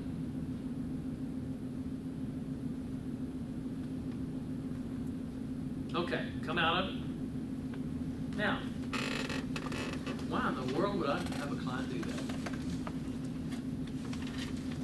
Show them that. Did you notice how you felt good, then you felt bad, then you felt good? Okay, so you don't tell clients ahead of time what you're doing. You ask them to do that, and most of the time when you finish with the going back to the good memory, and the client comes out of the experience, you ask them, so what did you learn from doing that? Most of the time they will say, well, when I think about good thoughts, I feel good. When I think about bad thoughts, I feel bad. Every once in a while you might have a client that doesn't get it. And then when you thought about good things, how did you feel? I felt good. When you thought about something bad, how did you feel? I felt bad. And then they'll usually go like Edith on All in the Family.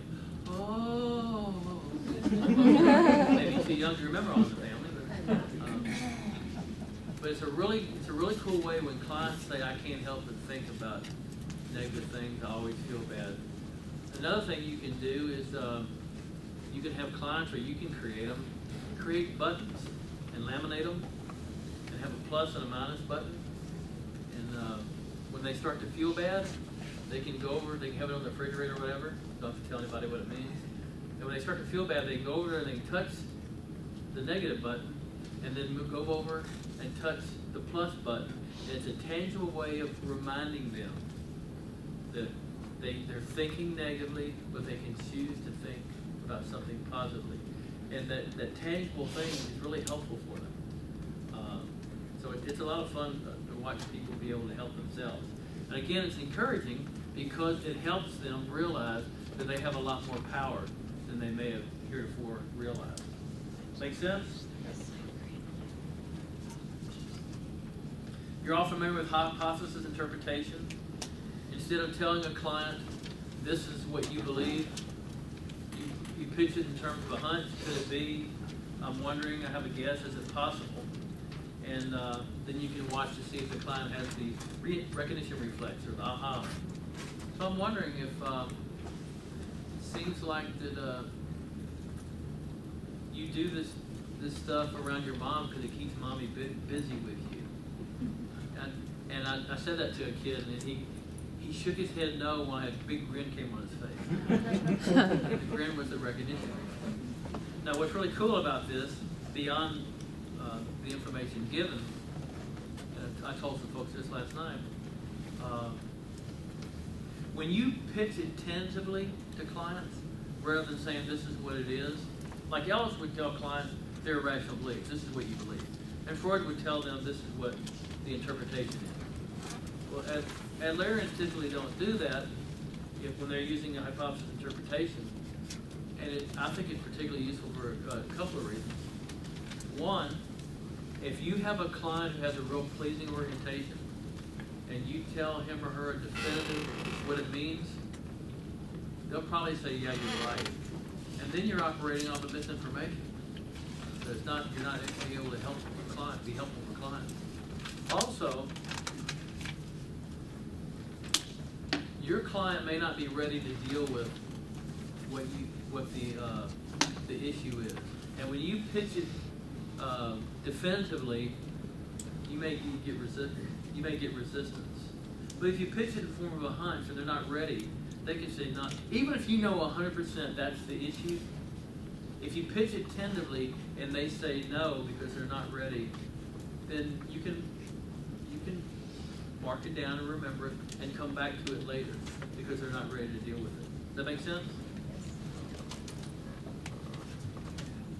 Catching yourself, it's very similar to thought stopping in cognitive behavior therapy, except it's not just stopping your thinking, it's also catching yourself when you behave a certain way. Clients are able to recognize behaviors contributing to the presenting problems on their own. They may initially catch themselves too late and fall into old patterns of behavior. However, with practice, they can learn to anticipate situations, recognize when their thoughts and perceptions are becoming self-defeating, and take steps to modify their thinking and behavior. It's very similar in many ways to some aspects of mindfulness because you're being very attentive to your process. Lots of times before a person blows up, if you will, and has a temper tantrum, they start to feel it in their body. And if they become aware of that, then that allows that their body is communicating to them, and they're able to be aware of it, then they're able to distract themselves from that situation or move themselves away from the situation, and so they're better able to control their temper. Catching oneself involves helping clients identify the signals or triggers associated with a problematic behavior or emotions, and when the triggers are identified, it helps them make decisions and stop their symptoms from overwhelming them. It reminds me of some things that Marshall Linehan does in dialectical behavior therapy. But this is, and you can say, well, how is this encouraging? Because it helps people, again, have a sense of self-control and emotional regulation. And that's encouraging. I love the title of this one, Spitting in the Soup. Yeah, I can't tell you the number of students that go, well, that's disgusting. But think about it, you know, you walk into a room and you see somebody spit in your soup. Do you really want to eat it after that? Not particularly. But you could. But you can't go over there and eat it and say you didn't know that the spittle was in your soup. Well, in the same way, it's a process of interpreting goals to help facilitate change. And so by communicating to them their possible behavioral intentions, and then they recognize them, they may previously have been unaware of it, but they're not anymore. And so you're basically pointing out to them what they're doing, and so they can continue to do the behavior. You can also do a cost-benefit analysis from cognitive behavior therapy with it. You know, what are you getting out of this? What's it costing you? And they can no longer say, well, I didn't realize the problem or what it was costing me relationally or emotionally or what have you. They can keep doing it, but they can no longer say, I didn't know, or I didn't know what it was costing me. So how's it encouraging? Well, it helps them get power over their process, their ability to make intentional decisions, freedom to choose future direction, their recognition of potentially futile behavior. Acting as if. This is a great technique. And it's a direct influence of Bahinger on Adler. There's lots of, Bahinger was the premier philosophical influence on Adler's theory. And this one actually uses Bahinger's language. In 1911, he published The Philosophy of As If, that we don't live our lives based off how reality really is, but rather what we believe is reality is what guides us. My reality is different than your reality. And when we develop a consensual understanding, we're able to get along. But if my reality butts head with your reality, then you're probably going to call me a butthead. So get it? Butt head, butt head. That would've got a bigger laugh last night, Dan. So, anyway, say you have a client come in and they're talking to you and they say, I wish I was a more confident person. And you say, okay, I want you, for this next week, I want you to go out and act as if you're a more confident person. And you emphasize you're pretending, you're only acting, and so it helps bypass potential resistance to change by neutralizing some of the perceived risk. You suggest a limited task, such as acting as if an individual has the courage to speak up for him or herself.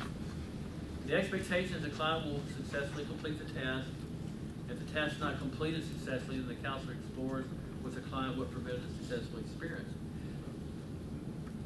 A lot of textbooks say that Adlerian theory and therapy is an insight only. Insight has to occur before behavior change occurs. That's just not true. A lot of Adlerian techniques, you're encouraging people to do something different, and as they're doing something different, the insight occurs, the aha occurs. And that's particularly true with acting as if. Now, I took this technique and I developed what I call the reflecting as if process, which we're going to talk about this afternoon. I'll give you a little taste of it now, but if you really want a more in-depth discussion, it's a brief, integrated, encouragement-focused counseling process. It's not just a technique. It's an integration of Adler and constructivist, narrative and solution-focused ideas. It expands the Adlerian technique by having clinicians ask clients to take a reflective step back prior to stepping forward and acting as if. It encourages clients to reflect on how they'd be different if they were acting as if they were the person they would like to be. It uses reflective questionings to help clients construct perceptual alternatives and consider alternative behaviors toward which they began moving. And that's all I'm going to tell you about it. So if you really want to know a lot about it, you got to come this afternoon. And if you don't, then you can go on EBSCO host and read the stuff I've written. So you really, and then you can say, well, fine, I'm not coming. I'll just read the stuff. Waiter, this soup is cold. Irony in the afterlife.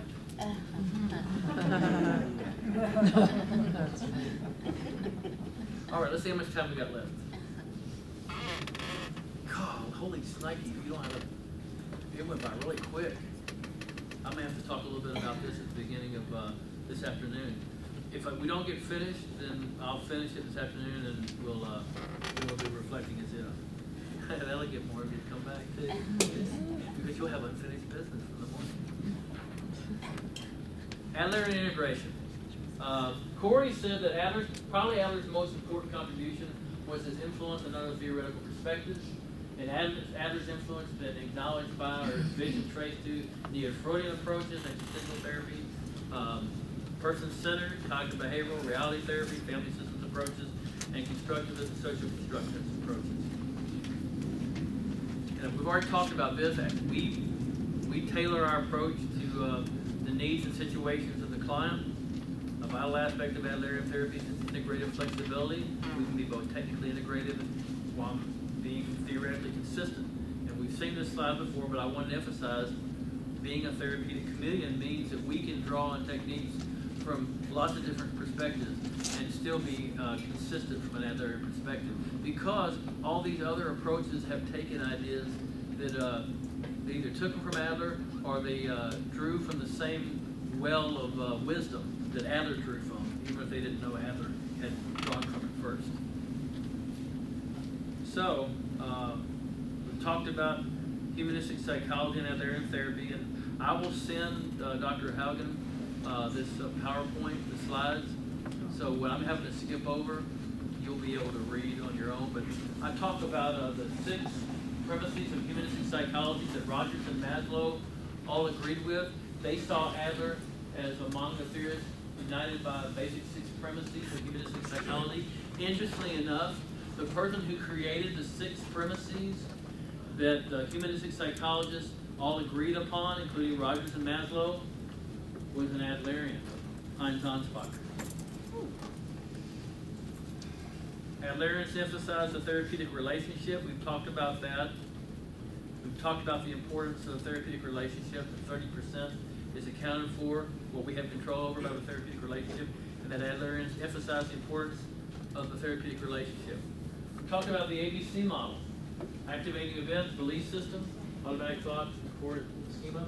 Consequences. According to cognitive behavioral therapy, we do not become inappropriately disturbed by the events of life in and of themselves, but rather the disturbance stems from the meaning or interpretation we give to the events. That's very much to what Adler said also. Adler also said our core beliefs even influence how we perceive the activating event that's coming in. I've talked about the 3 levels. Techniques that you can use from Adler's theory, from cognitive behavioral therapy that fit very well with Adler. Examining the evidence, what's the evidence to support the client's belief? What evidence supports his belief? What evidence does not support it? Asking for alternative explanations, similar to what we talked about, perceptual alternatives. What are some alternative explanations? What are some other ways to explain the situation? Cost-benefit analysis, or counting the cost questions, can be used as fitting in the suit. What do you gain by holding this belief? What does it cost you? Benefit of alternative perspective question. How do you benefit by choosing alternative perspective? And how will you behave differently if you choose an alternative perspective? Now, a lot of us have to work in really brief therapy-oriented situations, and we're very time limited. And it's hard to do a full-blown lifestyle analysis in a really brief therapy setting. I'm going to show you a cognitive therapy technique that you can adapt.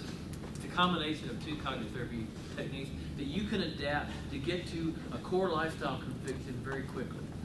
But it's only a core lifestyle conviction that's tied to a specific event. So it's not exactly the way Adlerians traditionally do it. Traditionally, we look at core lifestyle convictions more in a general perspective. But this one, the way I do it in a brief therapy, Adlerian brief therapy setting, is core lifestyle conviction that's tied to specific problems, the problem the client brings in. So you ask the client to talk about the presenting problem. Ask for a recent occurrence, the A. Ask the client to relate his or her feelings and behaviors related to the situation. Were there any disturbing feelings or behaviors? Ask the client to share his or her beliefs about the situation, the B. What thoughts and images crossed your mind? Then you take the vertical arrow technique and you start at the B. Okay? The belief, let's say the belief was, the automatic thoughts are in bold. The belief was, if I don't study harder, I may blow the exam, and they're really anxious about it, okay? And the downward arrow technique says, okay, if that were true, what would it mean to you or about you? Why would that be upsetting to you? Well, if I blow the exam, I may fail the course. Okay. And if you fail the course, why would that be upsetting to you? What would it mean or about you? Well, it would mean I was a failure and people would think less of me. Okay. And if you failed and people thought less of you, what then? Why would this be upsetting for you? Then I'd feel terrible because I need people's approval to feel happy and be worthwhile. So the core lifestyle conviction is, I'm not worthwhile. So you see how you can get to a core lifestyle conviction very, very quickly. But again, it's specific to a particular problem. But it's helpful to get to, I guess you could say that it's presenting problem-specific approach to Adlerian therapy. Although Adlerians are not about simply removing symptoms. It's also about a philosophy change. But when you're in a brief therapy setting, you got to do what you can do. And so you want to get symptom relief as quickly as possible, and also help clients understand a core conviction they have that could lead to problems in the future. And then you're hoping and praying that by identifying that core lifestyle conviction, that it will generalize other aspects to the client, even though you may not be given enough sessions to do that. Does that make sense?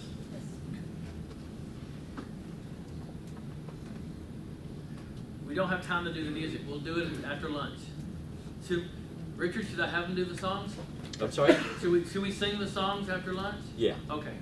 We'll sing the songs after lunch. Yeah. Family systems, clearly almost anything from family systems used, because Adler was an a systems theory. He created the first child guidance clinics, but looked at family ideas. You look in the textbooks, they will acknowledge, more and more family therapy textbooks are beginning to acknowledge Adler. In Jim Bitter's family therapy textbook, which looks at all the different family therapies, He has a whole, of course he would, he's an Adlerian, but he has a whole chapter on Adler and family therapy. It's an excellent book. I recommend it highly. Feminist therapy, you can use things from feminist therapy in Adlerian context, because if you look at Adler's core tenets, so many of them resonate with the tenets of family therapy, feminist therapy. Adler supported the woman's right to work. He argued against the alleged inferiority of women and masculine superiority. He was married to a feminist, and it influenced his stance. Dreikers wrote a book on the need for social equality, and Adler had talked about that as well. They talked about the struggle for power affects families and influence. Remember I said that Adler and Dreikers talked about the personal is political and how it influences the family. You can see that there. So how the struggle for power affects families and influences the family system itself. And they discussed sociocultural construction of female inferiority. Key things you can see in Adler's theory that resonates with feminist theory: personal is political, egalitarianism, valuing the female voice and the other marginalized voices in all positions, like I said, are congruent with Adlerian theory and multiculturalism. Discuss some things you can do is discuss the imbalance, the role difference in the therapeutic relationship, help clients understand the process of counseling, dialogue on ways to reduce power differentials. Therapy is a collaboration where clients are viewed as active participants in redefining themselves, and then emphasizing the transparency in the counseling process. All that fits with feminist therapy.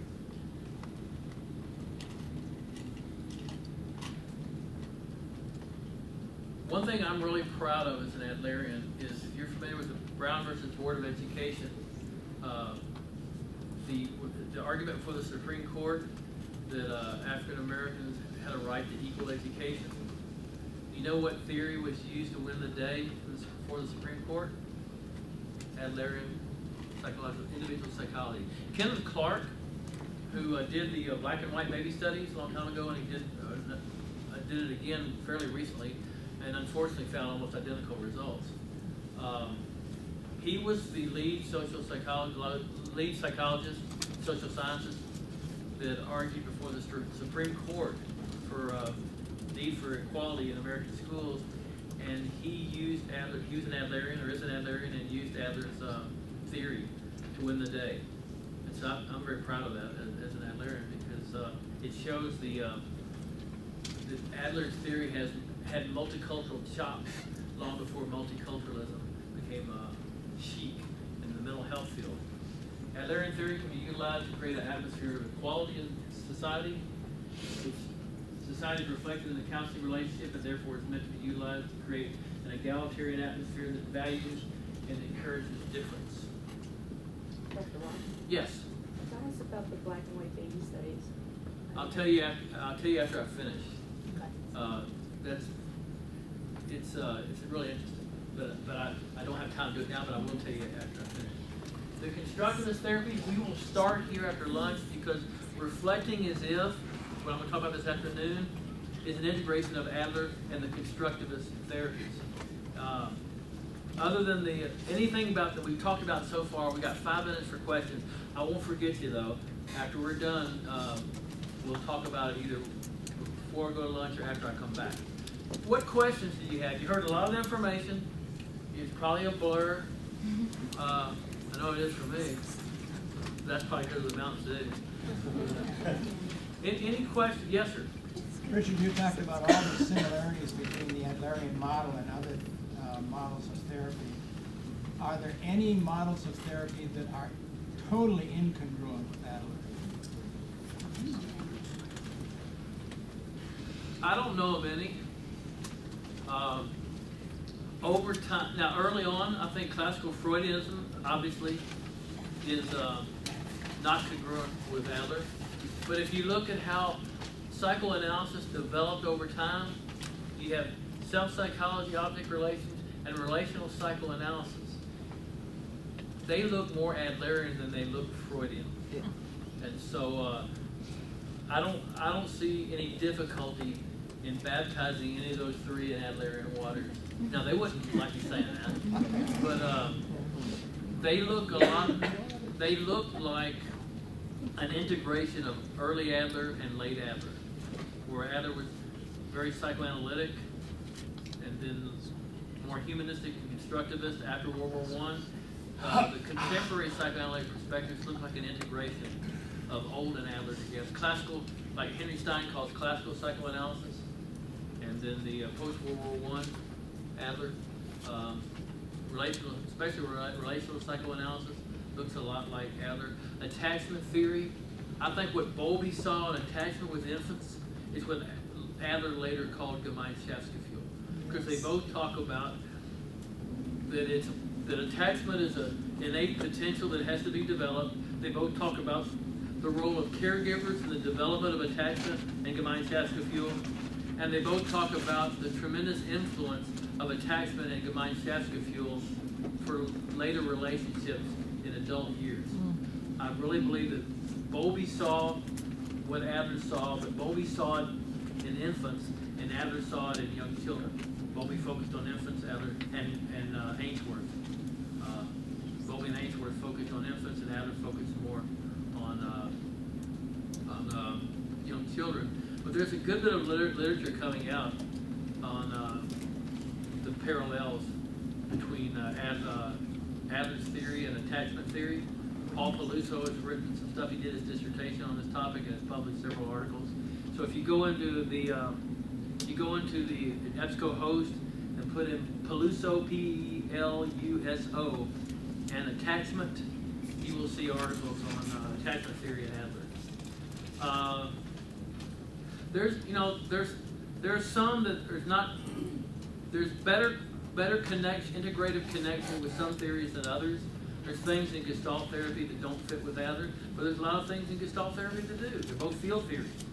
They both emphasize the importance of emotions. I use the empty chair technique and use it very similar to the way Gestalt therapists do, but I don't stop with getting the emotions to emerge and awareness. I move beyond. In addition to that, I want to know what are the beliefs behind their feelings. But I use it. It's kind of like Gestalt plus Adler. But I think most of the things you can draw on anything. Mindfulness fits with Adler. It's such a comprehensive theory and so flexible that you can be a therapeutic chameleon. You can be a dialectical Adlerian, or you can be a mindful Adlerian, or you can be a cognitive Adlerian. And for me, it depends on my client. With some clients, all they really need to do is be heard. If you watch me, you would think I was person-centered with that person. Another person, you would think, okay, well, he's cognitive, or he's narrative. If you watch parts of the sessions. So depending on what the client needed from me, I morph into what they need. I'm still an Adlerian. The superstructure of the house does not change, but all the knickknacks, paddywhacks, I take from different people. There and then him. Yes. So I work with extremely what would be classified, I guess, like antisocial population. Very antisocial. Graduate students, is that what you're doing? Yeah, I'm kidding, I'm sorry.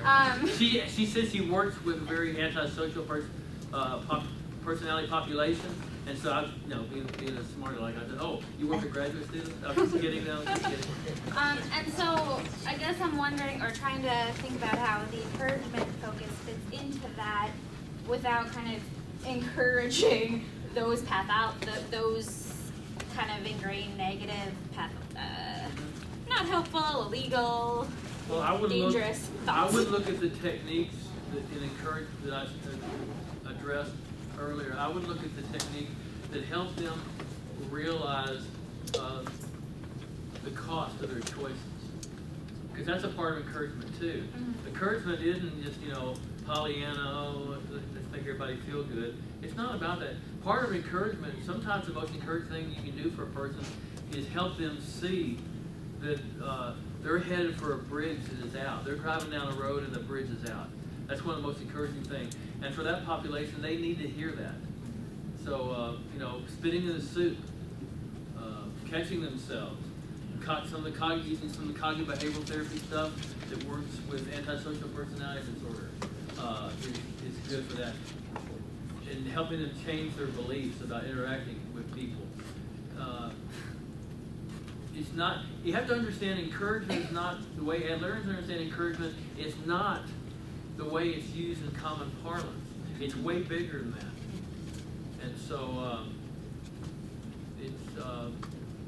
encouragement typically is a pat on the back and a way to go in common parlance.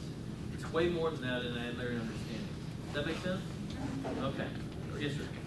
So you're talking about being a therapeutic chameleon, and you can have infinity number of tricks. Well, for not infinity, but a lot. You can do a lot of stuff. Right. How do you go about determining what the client needs, whether kind of use narrative or it depends on the client's learning style. It depends on where the client is on the Maslow's hierarchy of needs. And all that's basically determined on getting to know the client as a person. I take a not knowing position with a person. I allow the client to be the expert of his or her life. I'm the expert of my expertise. A lady said last night, really worded well. She said there's two experts in the room, and that is spot on to what Harleen Anderson meant when she talked about taking a not knowing position. Taking a not knowing position and letting the client be the expert of his or her life doesn't mean that you're not an expert, but you're not an expert of the client's life. You're an expert of your knowledges, and the client is the expert of his or her knowledge, okay? So I'm engaging that client and building a relationship with him or her, and as I'm getting to know, Reichert's called counseling a community of two. I love that phrase. So as I'm in a community, well, this client or this client system, and I'm getting to know them, then it's going to emerge what is the best way to go.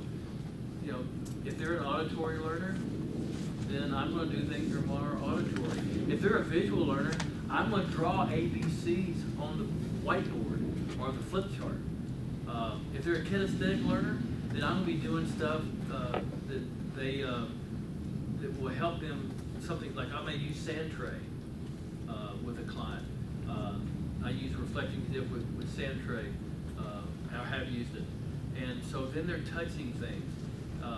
That tactile experience embeds it stronger for people that are tactile learners. I'm an auditory learner, so if I hear it, I tend to remember it. I read incredibly slow. I have a coding problem, but also I read out loud in my head because that way I remember it because I'm hearing it. Does that answer your question? Yeah. Okay. Yeah, Richard, we may give some spare questions. This will be the last question. Okay. This will be the last question. Okay. Table for after lunch, if it applies, Jungian. The other big, the missing figure in the room here, usually for most communities, it's Adler. But here so far it's been Jung. So maybe if there's something with that, perhaps after lunch. Well, I'll say this real quickly.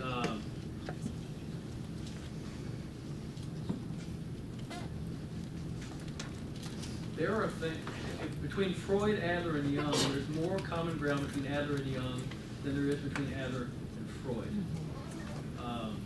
And that's from a Jungian therapist that I know. I need to think about that, and I don't have enough time to answer it right now.